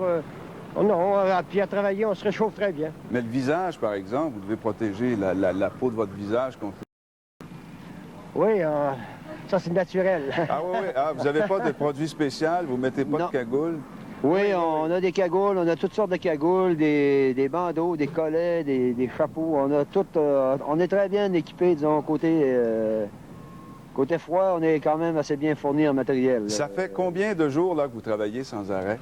Bon, moi, je suis rentré de vacances depuis le 6 et je n'ai pas arrêté. Vous n'avez pas arrêté? Est-ce que vos femmes doivent vous avoir vu hier soir à la télévision vous faire déposer par un hélicoptère sur le pylône? Oui. Est-ce qu'elles vous ont dit hier soir au téléphone, « Recommence-moi plus jamais ça? » Personnellement, elle m'a pas vu. Chez moi, on n'a pas d'électricité, on n'a pas de télé. Ça fait qu'elle m'a pas vu. Elle m'a vu en chair et en os comme ce matin. Bien, tant mieux. Est-ce qu'il est prévu une autre mission comme ça au cours des prochains jours? On ne sait pas jamais, ça, monsieur. On ne peut pas vous le dire, on ne le sait pas jamais. Bien, merci beaucoup, messieurs Bouchard et Bois. Dernière question en terminant. Aviez-vous le vertige? Du tout. Peut-être quand je marche sur une chaise. Et vous? Ah oui. Jamais. Pour $1 million, je n'irai jamais faire ce que vous avez fait hier, ça c'est certain. Bravo encore une fois à vous. Et je tiens à dire que vous représentiez un peu les 2000 monteurs de ligne à qui on tient à dire merci et bravo pour leur bon travail. Merci beaucoup. De l'eau monte dangereusement. Je me trouve, moi, dans la cour de la maison de M. Mario Gagnon, qui est à mes côtés. M. Gagnon, vous avez suivi un peu la situation de près, évidemment, depuis les derniers jours. Qu'est-ce que vous avez constaté là, au cours des derniers jours? Bien, ça monte assez rapidement. Ça commence à être réellement dangereux, je trouve. L'eau s'infiltre. Ça n'arrête pas. Est-ce que vous avez déjà vu l'eau à un niveau aussi élevé chez vous? Au printemps, ça arrive. Mais à cet instant de l'année, jamais. Menaçant comme ça, jamais. Jamais. Est-ce que vous avez appelé à l'aide lorsque vous avez vu que l'embâcle se formait? M. Gagnon, le conseiller du bord de l'eau, a fait la demande au début de la semaine pour avoir la grenouille. Puis finalement, il a réussi. Hier est arrivé. Fait qu'il devrait casser les glaces d'ici 2 jours. D'accord. Et votre situation chez vous, est-ce que vous avez de l'eau actuellement à l'intérieur? Dans le sous-sol, ça rentre, ça n'arrête pas, la pompe ne fourne pas. Bon, d'accord. Parce qu'il faut bien préciser, Pierre, que vous, M. Gagnon, vous pouvez vous en sortir parce que vous avez une génératrice. Oui. Et c'est avec la génératrice que vous pompez. Oui, c'est à la hauche. D'accord. Tout inondé. D'accord. Pierre, d'ailleurs, si vous voulez, je vais juste vous montrer l'eau, la quantité d'eau qu'il y a à l'intérieur de la maison.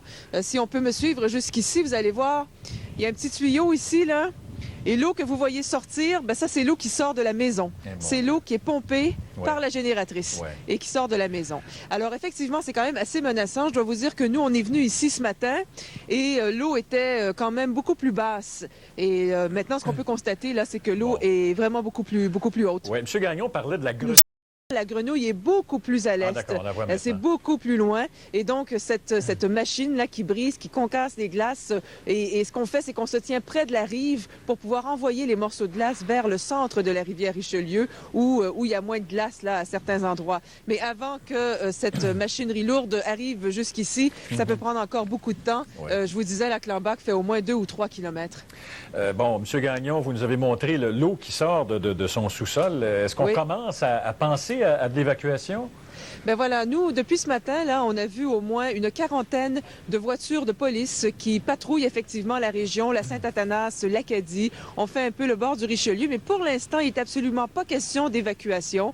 Ce qu'on fait, c'est ce qu'on fait depuis quelques jours, c'est qu'on visite les maisons. On va voir si les gens sont bien installés. La plupart des gens que nous avons vus ont des génératrices. Sinon, je vous dirais qu'il n'y a plus beaucoup de gens là qui... Hier, et c'est sans compter le fait qu'il y a eu un petit problème hier dans la région de Bourgette. Il y a eu une ligne de transmission assez importante où il y a eu une certaine défaillance, ce qui fait qu'il y a 3000 abonnés qui ont perdu l'électricité hier dans la région de Bourgette, mais qui l'ont retrouvée ce matin. Mais ça, c'est à l'extérieur, si vous voulez, de cette région où il n'y a absolument pas d'électricité, où on se trouve en ce moment. Bon, Daniel, la plupart des agriculteurs dans votre coin, ils ont réussi, je pense bien, à trouver des génératrices, donc à limiter les pertes d'animaux. Oui. Le problème, Pierre, c'est qu'il y a à peu près une génératrice présentement par fermier, mais c'est pas suffisant. Les fermiers ont des étables, ont des granges, ont des demeures aussi. Présentement, ce qu'on fait, c'est qu'on alterne, mais on ne croit pas qu'on va être en mesure de le faire encore pendant très, très longtemps parce que les animaux ont besoin, bien sûr, de nourriture, ont besoin d'électricité pour l'alimentation en eau. Moi, je viens tout juste, Pierre, de me rendre dans la ferme qu'on voit derrière moi actuellement. C'est la ferme de M. Bessner. Ça a l'air absolument désert comme établissement. On n'a pas pu parler au propriétaire. Il y a deux carcasses de vaches dans la glace, complètement gelées. Donc, évidemment, elles sont mortes, ces vaches-là. Ouais. Et imaginez, Pierre, ça pourrait durer encore aussi longtemps que ça a duré jusqu'à maintenant. Là, ça fait 11 jours sans électricité et on pense que ça va durer au moins 10 jours dans cette région-ci. Donc, il y a des génératrices chez vous, mais il en faut beaucoup plus encore. Il en faut encore beaucoup. On parle de 2500 génératrices pour que ça redevienne tout près de la normale en attendant qu'on rétablisse le courant. Merci, Daniel. C'est moi qui vous... Catastrophe pour les arbres. Ronald, est-ce que c'est une catastrophe ce qui s'est passé, la tempête de verglas pour les arbres? Bien, c'est sûr que ça fait mal énormément, mais c'est moins pire, mettons, qu'un typhon là, ou un virus, mais ça donne des crampes dans le ventre. Il faut comprendre aussi que un arbre, ça veut vivre, que la nature, c'est quand même très fort.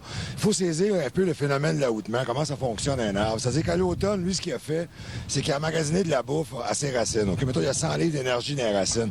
Donc ça va tout débourrer au printemps, OK? Puis lui, il a fait en même temps ses bourgeons en feuilles. Fait que lui, il va faire débourrer l'arbre. Puis là, s'il y a 100 livres en bas, puis il y a 60 livres en haut, ce qui va provoquer à l'intérieur de l'arbre une réaction, c'est des bourgeons latents qui ne seraient pas là, qui sortent juste quand il y a une affaire bien spéciale.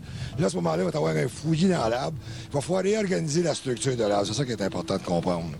Qu'est-ce qu'on peut faire tout de suite pour l'aider? On se sent un peu démuni, impuissant quand on voit ça. Qu'est-ce qu'on peut faire cet hiver? Bon, ben pour lui, là, il faut vraiment comprendre que lui, il n'est pas sur le nerf. Là. Lui, il dort. Là. Il comprend pas vraiment ce qui arrive. C'est pas vous autres. Là. C'est une question, ça fait mal au ventre, ça donne des crampes dans le ventre de voir ça, le désastre. Mais il faut comprendre que c'est le côté sécuritaire qui est important. Moi, j'ai coupé une branche ici là, qui était vraiment ballottante, qui était peut-être dangereuse. Il faut couper de biais. C'est très important pour pas que l'eau puisse s'accumuler là. Puis ne mettez pas de peinture là, sur les plaies. Là. C'est vraiment du folklore. On mettait du goudron. Non, ça, c'est folklorique. Là. Ça n'a pas rapport pantoute.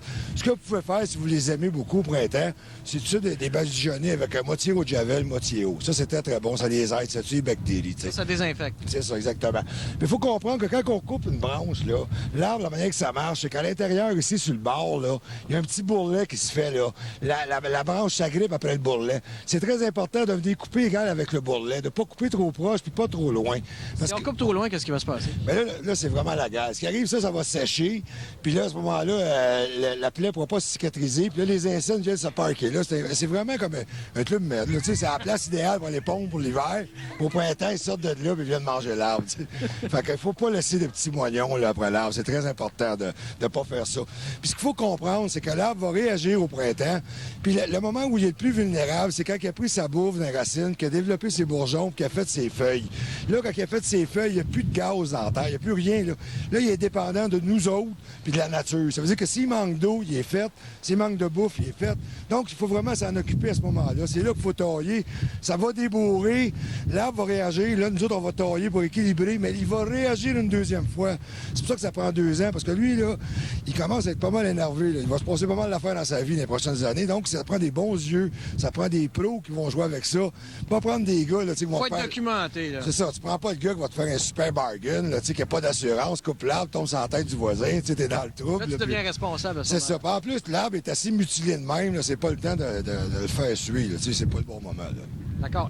Est-ce qu'on peut l'aider pour ce qui repousse à la verticale? Parce que on sait que si on coupe la tête, évidemment, il va se mettre à pousser latéralement. Là, juste, regarde, j'ai coupé ici, là. Ce que mon but à moi, c'est de garder celle-là pour qu'elle devienne une tige maîtresse. Donc, on va couper. Donc, j'ai coupé celle-là. Puis pour l'aider, vraiment, la taille, là, c'est assez simpliste, dans le fond. C'est que tu as une quantité d'énergie, puis tu la contrôles où tu la veux. On sait que c'est comme une pompe, hein. Ça pousse, l'énergie poussée comme une pompe, ça s'en va dans la prédominance apicale, ça s'en va dans les extrémités. Puis là, rendu d'un bout, après ça, le bout se nourrit, puis ça descend dans l'arbre. Mais moi, là, pour être sûr d'envoyer toute mon énergie dans celle-là, parce que celle-là, de toute façon, elle est mal placée. Cassé aussi. Ouais, c'est ça. Je vais l'enlever, là. Je vais me tailler le plus près possible. Et voilà. Fait que comme ça, l'énergie va s'en aller dans cet arbre-là, dans cette tige-là. C'est sûr qu'il va y avoir de la taille à faire. C'est un peu comme de la haute coiffure. C'est au printemps qu'il va falloir vraiment beaucoup plus agir. Oui, mais il faut comprendre que ça va prendre 2 ans avant de rétablir la structure d'un arbre. Surtout un arbre mature, qui a perdu énormément de sa couronne. Lui, il va sortir des branches un peu partout sur le long de l'arbre. Puis là, on va choisir à ce moment-là les parties latérales qu'on veut développer. Ça va avoir l'air d'un buisson à ce moment-là. C'est pour ça, oui. Ça va avoir l'erreur qu'il ne faut pas que tu fasses. La pire bébête, l'affaire bébête que tu pourras faire, ce serait de le tailler en boule. Ouais. Là, si tu le tailles en boule, ça va arriver. Il y aura beaucoup de monde qui vont vous proposer ça, de tailler vos arbres en boule, parce que c'est simple. Mais ce qui va arriver, c'est que ça va te faire un paquet de... Restaurant, on est aussi solidaire. On a décidé de diminuer les prix pour accommoder. Restaurant, on est aussi solidaire. On a décidé de diminuer les prix pour accommoder les gens parce qu'il y avait de la difficulté à arriver. Ça comprend 5 appartements et demi à 75 degrés. Un patenteux a décidé d'utiliser sa Jetta pour chauffer et éclairer sa maison. Il a détourné le système de chauffage de l'auto, installé un radiateur à l'intérieur de la maison, une capacité de plus de 10 000 watts, l'équivalent de 2 génératrices domestiques. Non, c'est venu comme ça. Hein. Vous n'avez pas eu froid? Non. Grâce à son ingéniosité, Valérie et 8 autres personnes ont pu être hébergées et éclairées. À Saint-Angèle-de-Monoir, le principal centre d'hébergement, c'est l'érablière de M. Bellavance. Mais Paul n'entaillera pas ses érables au printemps. Il ne reste plus d'arbres endroyés. Non, j'ai plus d'arbres endroyés. Ça entaille les poteaux. Il n'y a plus de branches. C'est fini. Le maire est inquiet. Inquiet par l'absence de bus, disponible la nuit pour les centres d'hébergement. Il y a une pression qui se fait, je ne sais pas. J'ai demandé à quelqu'un de m'aider, mais il pousse trop fort. Il ne veut pas m'en aller. Si je m'envoie, il y en a qui vont avoir des problèmes. Grâce au concours de l'armée, la messe dominicale pourra être dite sans trop de danger pour les personnes âgées. Michel Morin, Radio-Canada, à Saint-Angèle-de-Monoir. Dans l'Est ontarien, Hydro-Ontario semble optimiste et prévoit... When the power comes on, then it won't just blow up your generator. Okay? Soupir de soulagement après 10 jours sans électricité. Ici, l'expression « grands mots, les grands moyens » a pris tout son sens. L'Arena est devenue à toute fin pratique le garde-manger municipal. Pour cette bénévole, la panne aura au moins permis un rapprochement. C'est le plus beau cadeau qu'on a eu, puis ça nous a rassemblé le village. Mais ce n'est pas fini. À peine sortis du village, les poteaux qui gisent par terre ou qui ne tiennent que par un fil montrent bien qu'il reste encore beaucoup de travail à faire. Les campagnes risquent d'être dans le noir encore pour un bon bout de temps. Oh, c'est l'enfer. Le travail est au point mort pour cet agriculteur qui tient un centre de traitement du soya à l'infrarouge.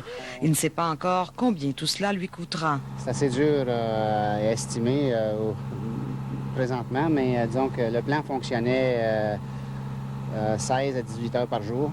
Un peu d'espoir, il doit recevoir une génératrice puissante d'ici peu. La communauté de Maxville peut respirer un peu plus aussi. Encore une fois, à cause d'une génératrice, une énorme, suffisante pour donner un minimum aux résidents du village. Partout, on s'organise. Certaines entreprises plus prévoyantes ont pu donner un coup de main. La fromagerie Saint-Albert poursuit ses activités grâce à une génératrice achetée 2 ans plus tôt. Tout le monde travaille. Puis même pendant la journée, il y a du monde, on a une place. On a une salle avec des douches. Le monde peut venir se laver. On fait contre mauvaise fortune, bon cœur. Sylvie Lépine, Radio-Canada, Saint-Albert.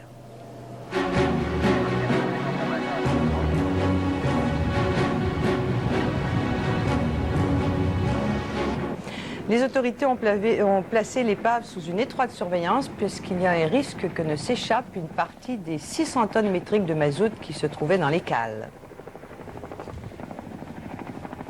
Un fait rare dans l'histoire des États-Unis, le président Bill Clinton a dû témoigner ce matin sous serment dans l'affaire de harcèlement sexuel dont l'accuse Paula Jones, une ancienne employée de l'État de l'Arkansas. Le long témoignage du président s'est fait dans le bureau de son avocat, à proximité de la Maison-Blanche, en présence de Mme Jones et de ses avocats. La déposition a été filmée. Elle pourra être utilisée lors du procès le 26 mai prochain à Little Rock, en Arkansas. Notamment, et sans qui Hydro ne pourrait mener à bien sa tâche.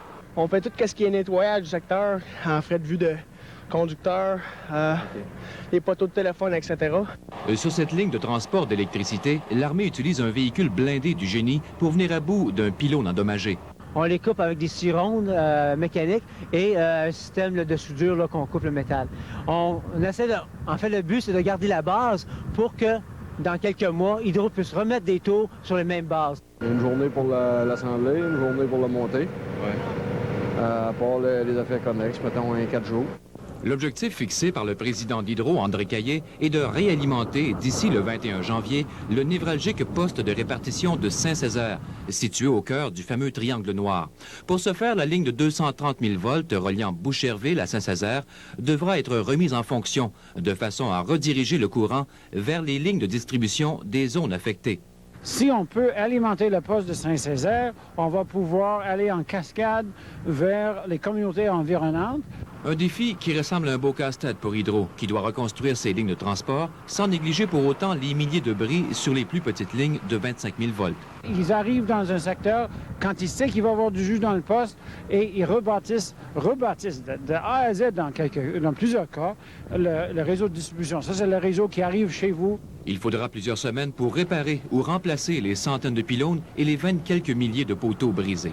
Pierre Trempe, TVA. Transcanadienne, 9 km avant d'arriver en Ontario. Un convoi de 9 poids lourds, parti 9 heures plus tôt du Nouveau-Brunswick, vient à la rescousse des résidents d'une dizaine de petites municipalités. Saint-Polycarpe deviendra dans quelques instants la première escale au Québec pour ce groupe transportant du bois de chauffage. 150 cordes de bois sec. Ce geste gratuit est considéré au plus haut point par le préfet de comté et Viviane et Jean-Louis Nadeau qui ont établi le contact. Très contente surtout.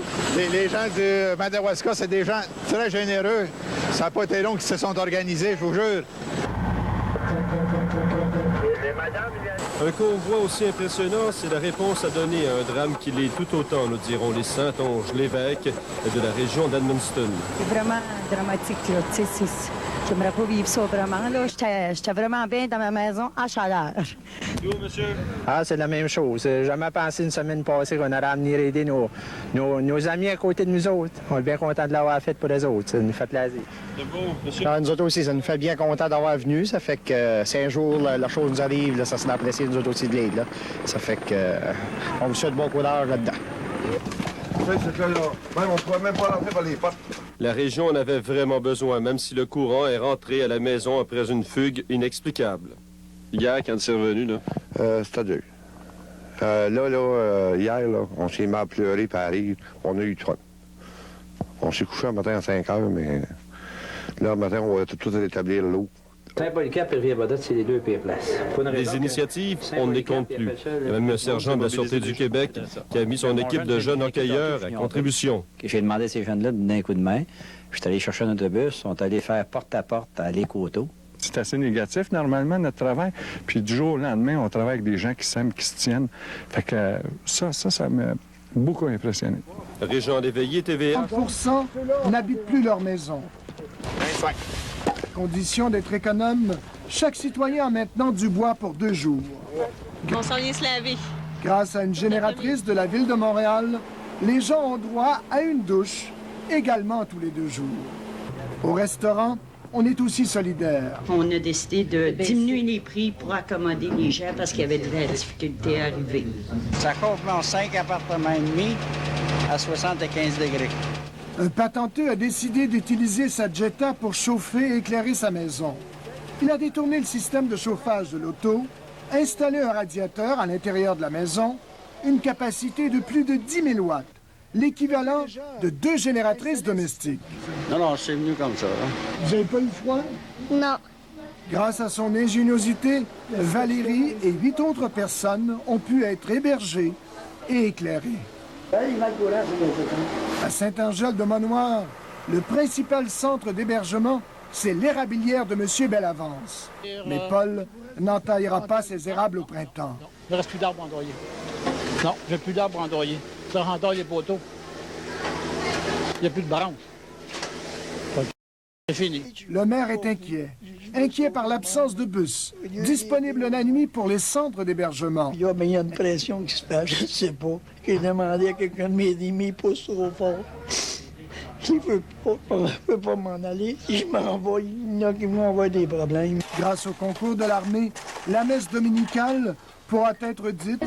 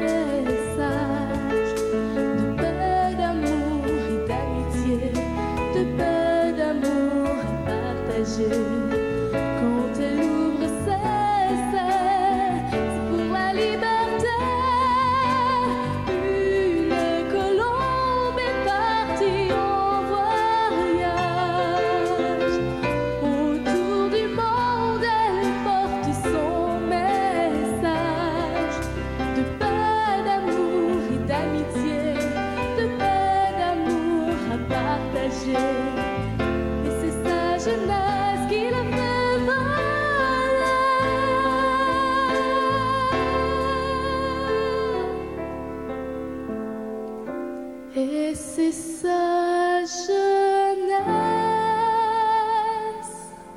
qui l'a fait voler.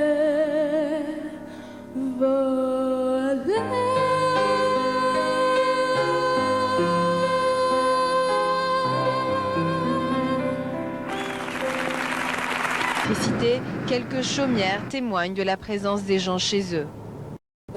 Chez Léonie Fortin, on survit avec ce qu'on a. Ils sont 5, amis, voisins, à vivre ensemble depuis la panne. On a un poêle à combustion lente. Et puis, dans le jour, je m'en occupe un peu.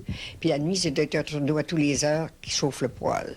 Tout dépend du poêle à bois, la chaleur, la cuisine et même le café.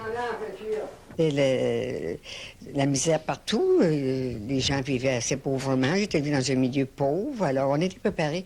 Je pense que c'est une richesse de la vie, ça, d'avoir été préparé à la souffrance, d'avoir été préparé à manquer de tout.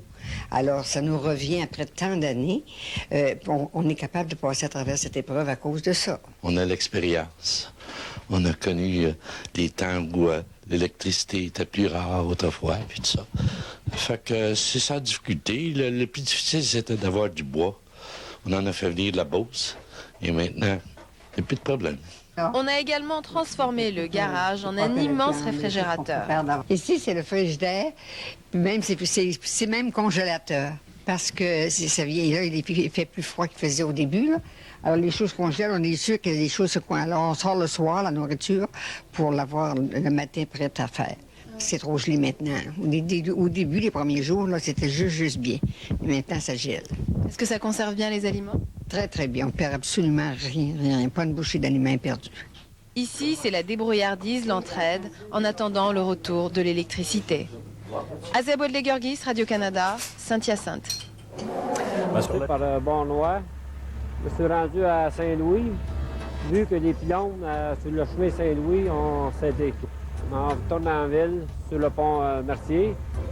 Là, le pont Champlain, le pont Victoria sont fermés. J'ai aucune idée qu'est-ce qui m'attend. moi, je suis très chanceux. Là. J'ai écouté la radio ce matin, puis j'ai entendu qu'il y avait des personnes qui appelaient même en Ontario pour essayer de trouver un abattoir pour prendre leur poulet. Là, ils sont jeunes, mes poulets. J'ai rentré beaucoup de moulets avant la tempête. Le premier batch de moulets que j'ai reçu assez pour 2 semaines. Moi, je peux toffer encore une autre semaine. C'est notre vie, ça, de vivre avec la nature. On est peut-être mieux placé pour gérer les circonstances qui arrivent. On a plus d'outils que les gens en ville, peut-être, parce qu'il faut qu'on soit plus autosuffisant à la ferme qu'ailleurs.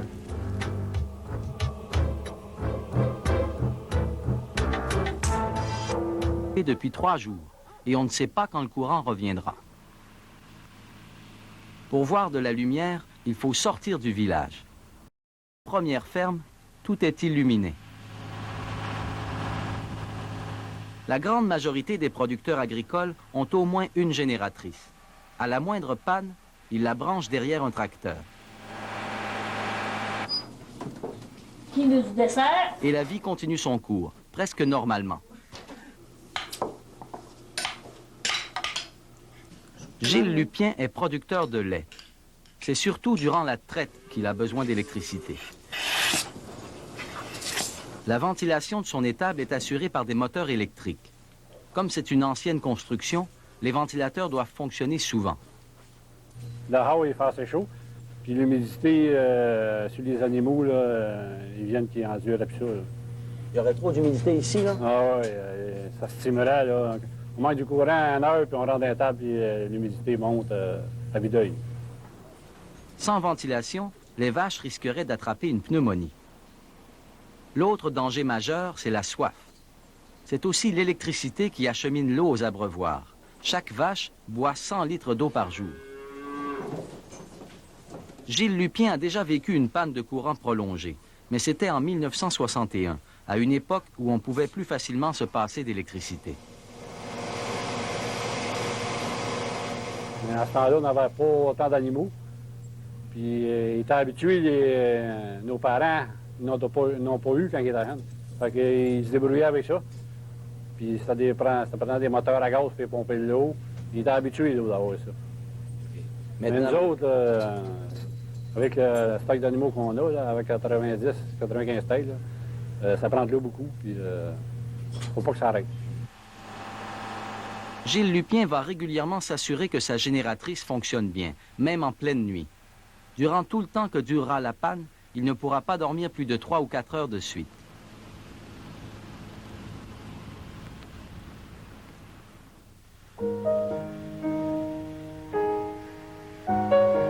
Dans cette autre ferme, il y a 1000 truies et porcelets.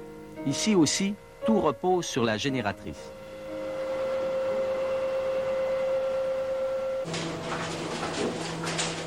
Claude Descoteaux alimente ses animaux à la main. L'électricité sert surtout à ventiler le bâtiment et à y amener l'eau. Bien, la ventilation, l'ammoniac, elle se dégagerait puis il ferait une chaleur terrible. Puis l'eau, bien, s'ils n'ont pas d'eau, 2-3 jours pas d'eau, ils viennent de la crue puis ce serait pas trop bon. Le chauffage est au gaz propane, mais il faut de l'électricité pour faire fonctionner le système qui contrôle la température. Êtes-vous bien nerveux? Un peu, j'ai hâte que ça finisse. Il faut dormir de temps en temps, on dort 3 quarts d'heure par nuit. Là. À un moment donné, il faut que tu te lèves, aller checker le tracteur, tu te recouvres, tu te relèves. Là. C'est ça qui est plate un peu.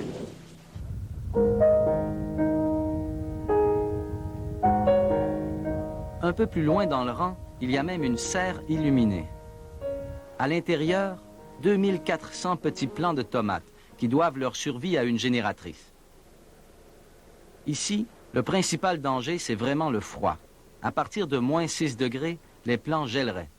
Et sans électricité, même le revêtement de la serre serait menacé. Ensuite, le plastique est gonflé avec une soufflerie. Il y a de l'air entre les 2 plastiques. Il y a 2 plastiques qui fait que ça isole. C'est ça qui fait qu'on est capable de chauffer aussi.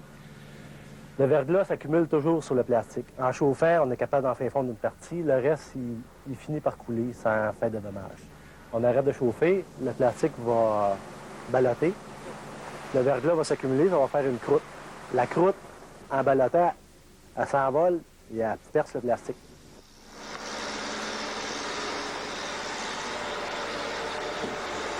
Luc Verrier chauffe au bois, mais il lui faut quand même de l'électricité pour amener l'air chaud jusque dans la serre. On se lève à toutes les 3 heures, viennent les voir si ça fonctionne. On arrête la génératrice 10-15 minutes, la faire reposer. On regarde l'huile, on change la batterie. C'est tout ce qu'il faut faire, là.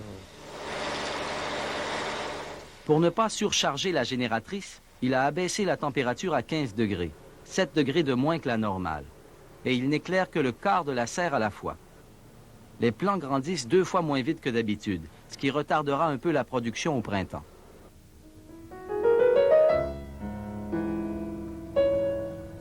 Saint-Joachim de Courval est situé à la limite de la zone sinistrée. La lumière devrait revenir assez vite au village. Quant aux producteurs, la plupart s'en tireront avec quelques heures de sommeil à rattraper. Et une facture de carburant un peu plus salée que d'habitude.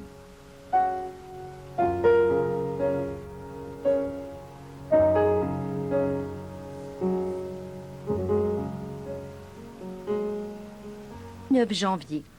La tempête de verglas n'en finit plus de faire des ravages.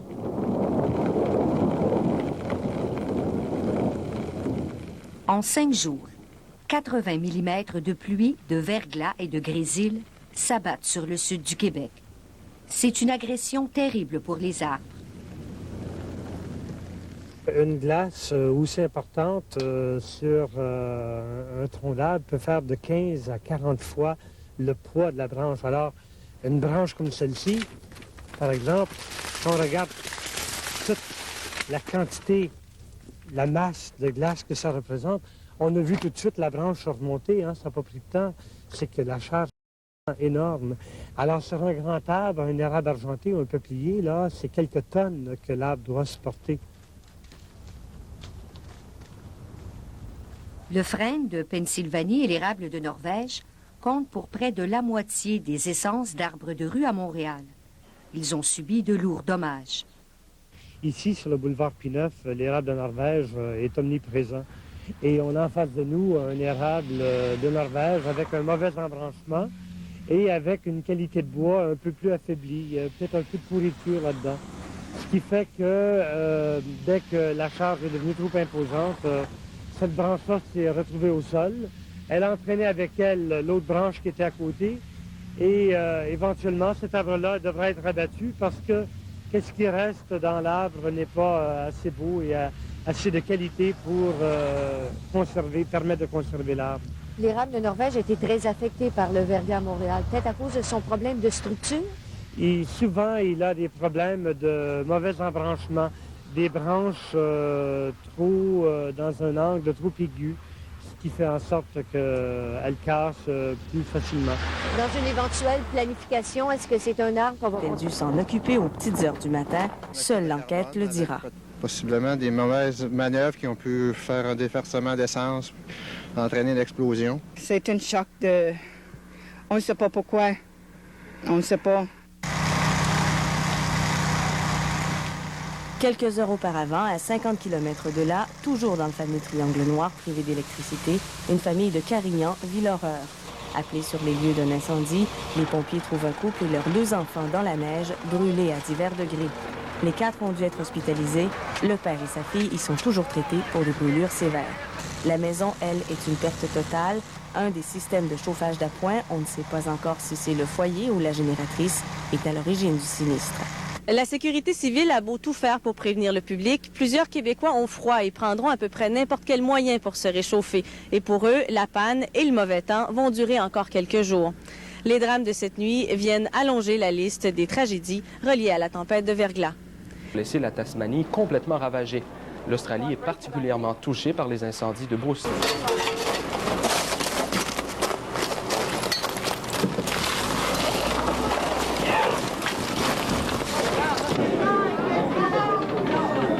C'est l'enfer. La nuit, on peut même pas changer bébé de couche, on peut même pas leur donner du lait, on peut rien faire, on peut même pas respirer, on n'est plus capable. Et vous, est-ce que vous partez? Personne qui est capable, plus personne n'est capable. Il n'y a pas juste nous autres, c'est tout le monde. C'est un appel que...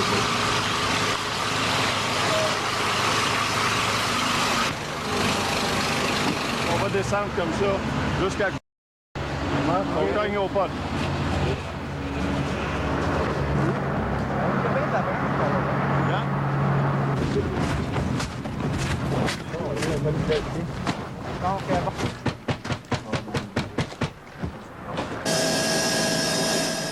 On dort peut-être 4 heures, 5 heures max.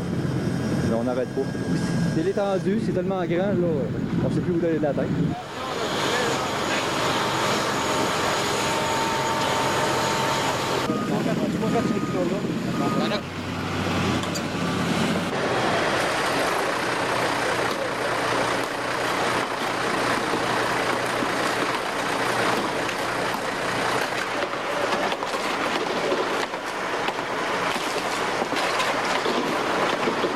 Très difficile.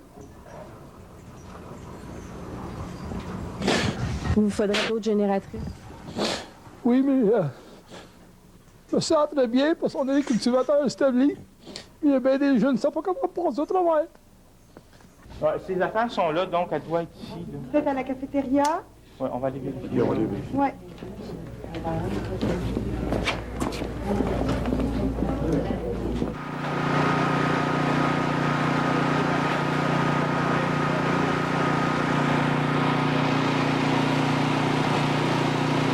C'est que je vais être obligé d'attendre un autre 4 heures là-bas. Fait que là, ça va faire 8 heures pour avoir quoi, 12 bûches? Puis lui, il va avoir 12 bûches. Lui, il est malade. Moi, je suis malade, j'ai besoin d'avoir du bois. Je veux dire qu'il y a beaucoup de nos concitoyens. Vache que veut aller un nouveau veau pour commencer la nature, pour continuer la vache qu'on pas du hier. C'est les premiers chèques à sortir.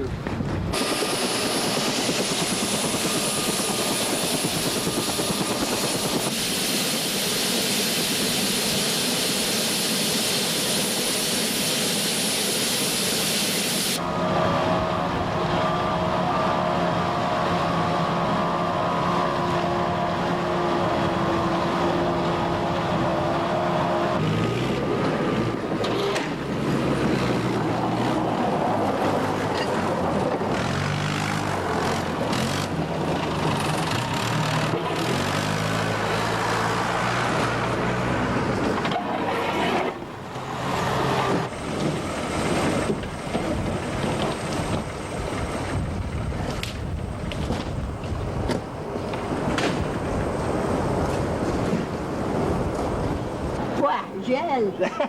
Mais de Montréal, where are you from? Notre-Dame-de-Grâce. Notre-Dame-de-Grâce, ah! Ils sont pas prêts à mettre le Puis vous aussi? Ah oui, ah oui, oui. Depuis quand vous n'avez pas d'électricité? Depuis... Lundi passé. Lundi passé.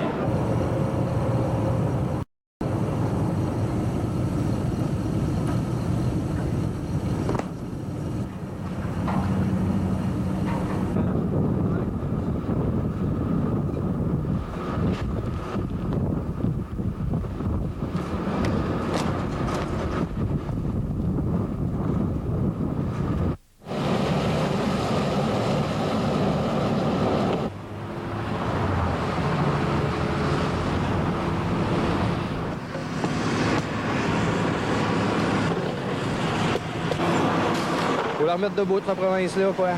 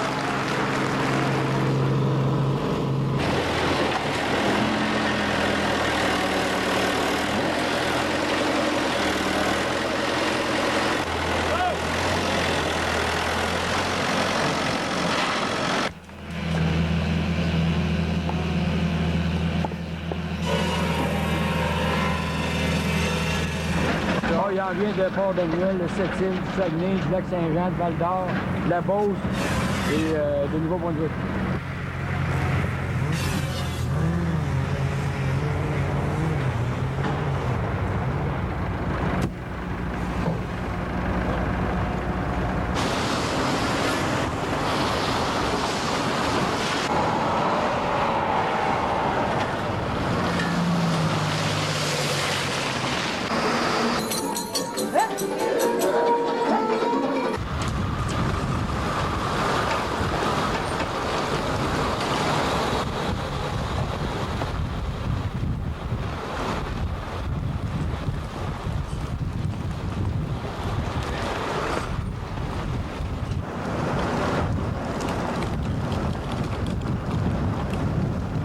Aujourd'hui, on lance le compte à rebours du rebranchement de la Montérégie. On organise donc le dernier effort. Il faut rester mobilisé, il faut rester vigilant. C'est pas le temps de lâcher.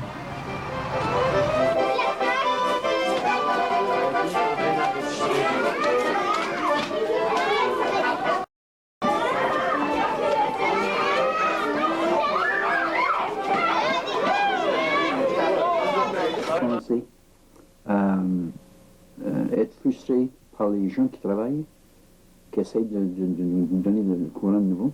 Il y a beaucoup de gens qui sont frustrés, qui blâment ces gens-là.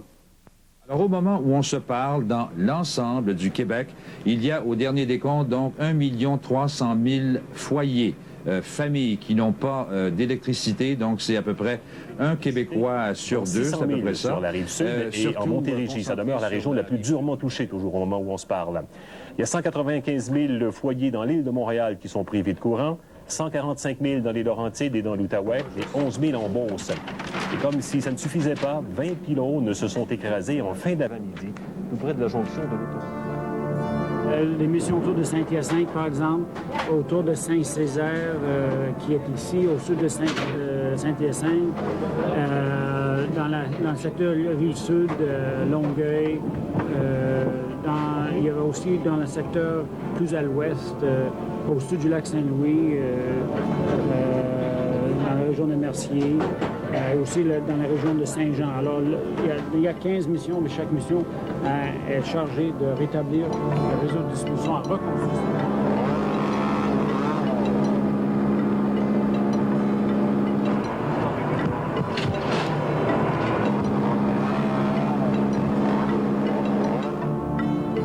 Nous sommes arrivés mercredi dernier. À notre arrivée, les gens ont été très gentils avec nous. Ils nous ont logés dans un hôtel qui n'avait ni lumière, ni chauffage. Mais dans les circonstances, nous savons qu'ils font du mieux qu'ils peuvent. Notre travail consiste à dégager les lignes des branches d'arbres. Les équipes qui nous suivent reconstruisent ces lignes. Ils plantent des poteaux, ils installent des transformateurs pour rétablir le courant le plus vite possible. Nous sommes l'équipe de première ligne, celle qui enlève les arbres endommagés des lignes de transmission. Nous travaillons 18 heures par jour, de 4 heures du matin à 10 heures du soir. Nous dormons environ 4 à 5 heures par nuit. Après 6 jours, les gars commencent à être fatigués. Mais chacun de nous sait que nous avons une mission, rétablir le courant. Et nous sommes contents d'être ici et d'aider.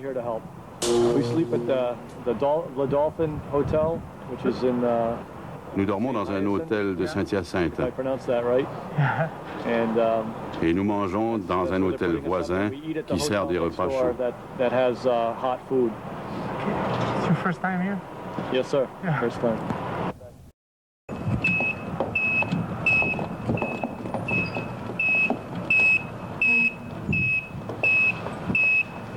At this point in the restoration, nous nous attendions à ce que les gens soient contrariés, choqués. Mais c'est exactement le contraire.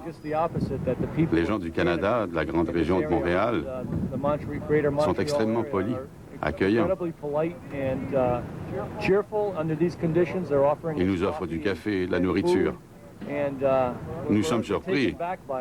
Nous ne sommes pas habitués à ce genre de réaction dans pareilles circonstances. Ça fait du bien, surtout quand nous dormons 4 heures par nuit, de ne pas rencontrer des gens hostiles qui crient pour qu'on leur redonne du courant.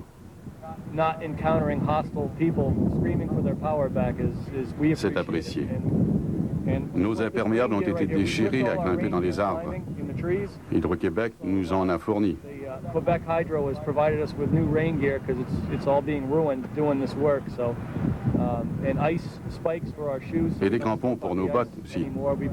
Chacun d'entre nous est tombé au moins 10 fois en glissant sur la glace. Hydro-Québec nous a donc donné des crampons pour nos bottes. C'est des petites choses comme ça qui font une grosse différence. Nous vous en remercions.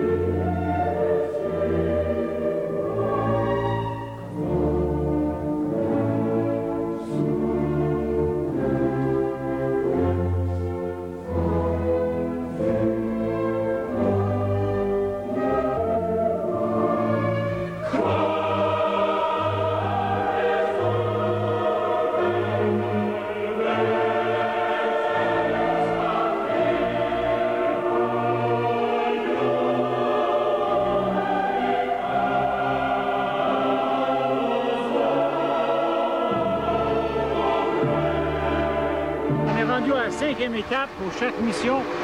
Et déjà, les gens qui sont passés, c'est l'élagage, le nettoyage, ensuite le démontage. On démonte les anciens...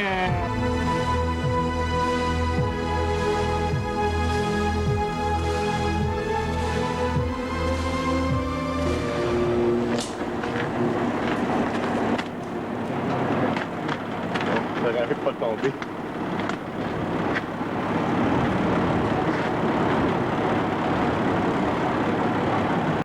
À faire ici. Là, ici, près des batailles. Les batailles plus longues, c'est de changer les deux potes. Les 3 portes de fil, là, va changer le conducteur, il est tout brisé. Fait que, on va ouvrir le transformateur. On peut le magasin? Non. Là, l'arbre est protégé. Ah ouais?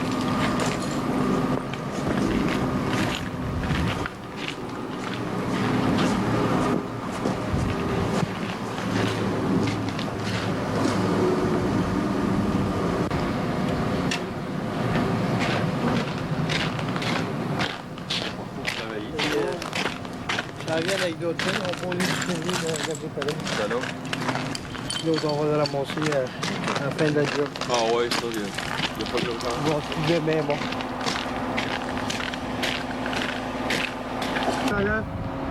Ah ouais, le monde, il y en a qui sont plus mal pris que d'autres, là, des jeunes, puis ceux qui sont vieux, là, ils veulent tout garder à la maison le plus longtemps possible. Là. On est tous un peu pareil, hein. Moi aussi, je veux pas lâcher à la maison. Faut s'installer pour essayer de rester là. Ça rapproche les gens, hein? Oui. On va passer à travers.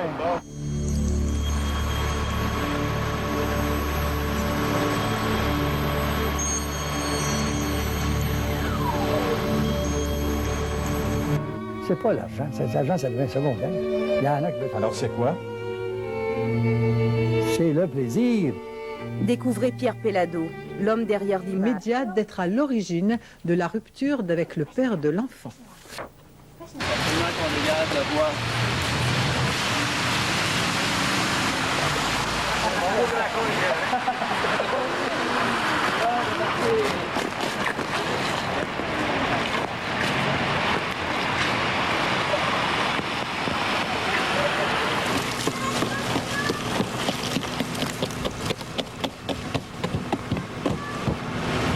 Je sais pas quoi dire. Le service sera interrompu. On ne peut prévoir à quel endroit l'arbre va décider de plier et briser un fil. On ne peut prévoir à quel endroit le transformateur va sauter.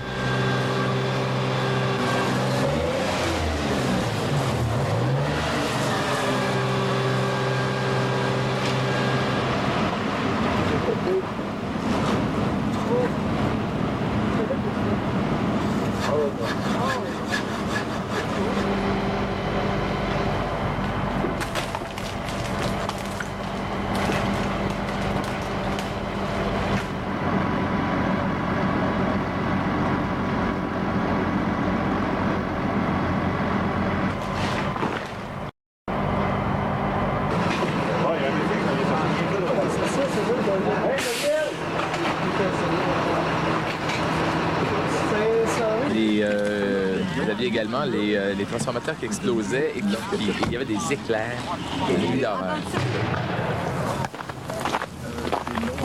Le transformateur qui vient de sauter. C'est sûr que c'est inquiétant, puis c'est sûr qu'on éprouve beaucoup de compassion pour tous ces gens-là. On est en hiver, et puis notre clientèle soit privée de courant. On sait qu'il n'y a pas moins qu'on puisse faire qu'une mobilisation maximale de tous les moyens possibles pour établir le plus rapidement le service.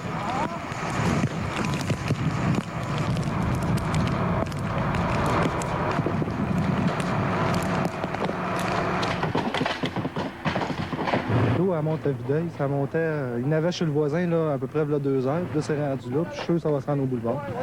Ça n'a pas d'allure.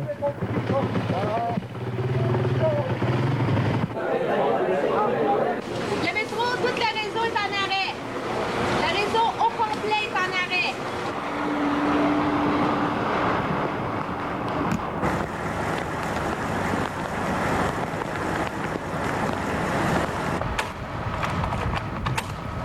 Puis particulière. La situation s'est aggravée en ce qui concerne l'alimentation en électricité de la population du Québec. Il y a au dernier décompte donc 1 300 000 foyers, familles qui n'ont pas d'électricité.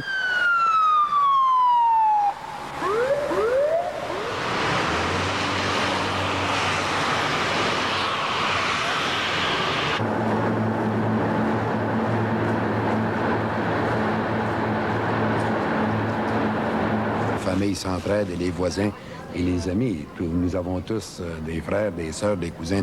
Il faut une pelle ronde. Comme il faut. Il faut une pelle ronde. Vous avez brisé la pelle.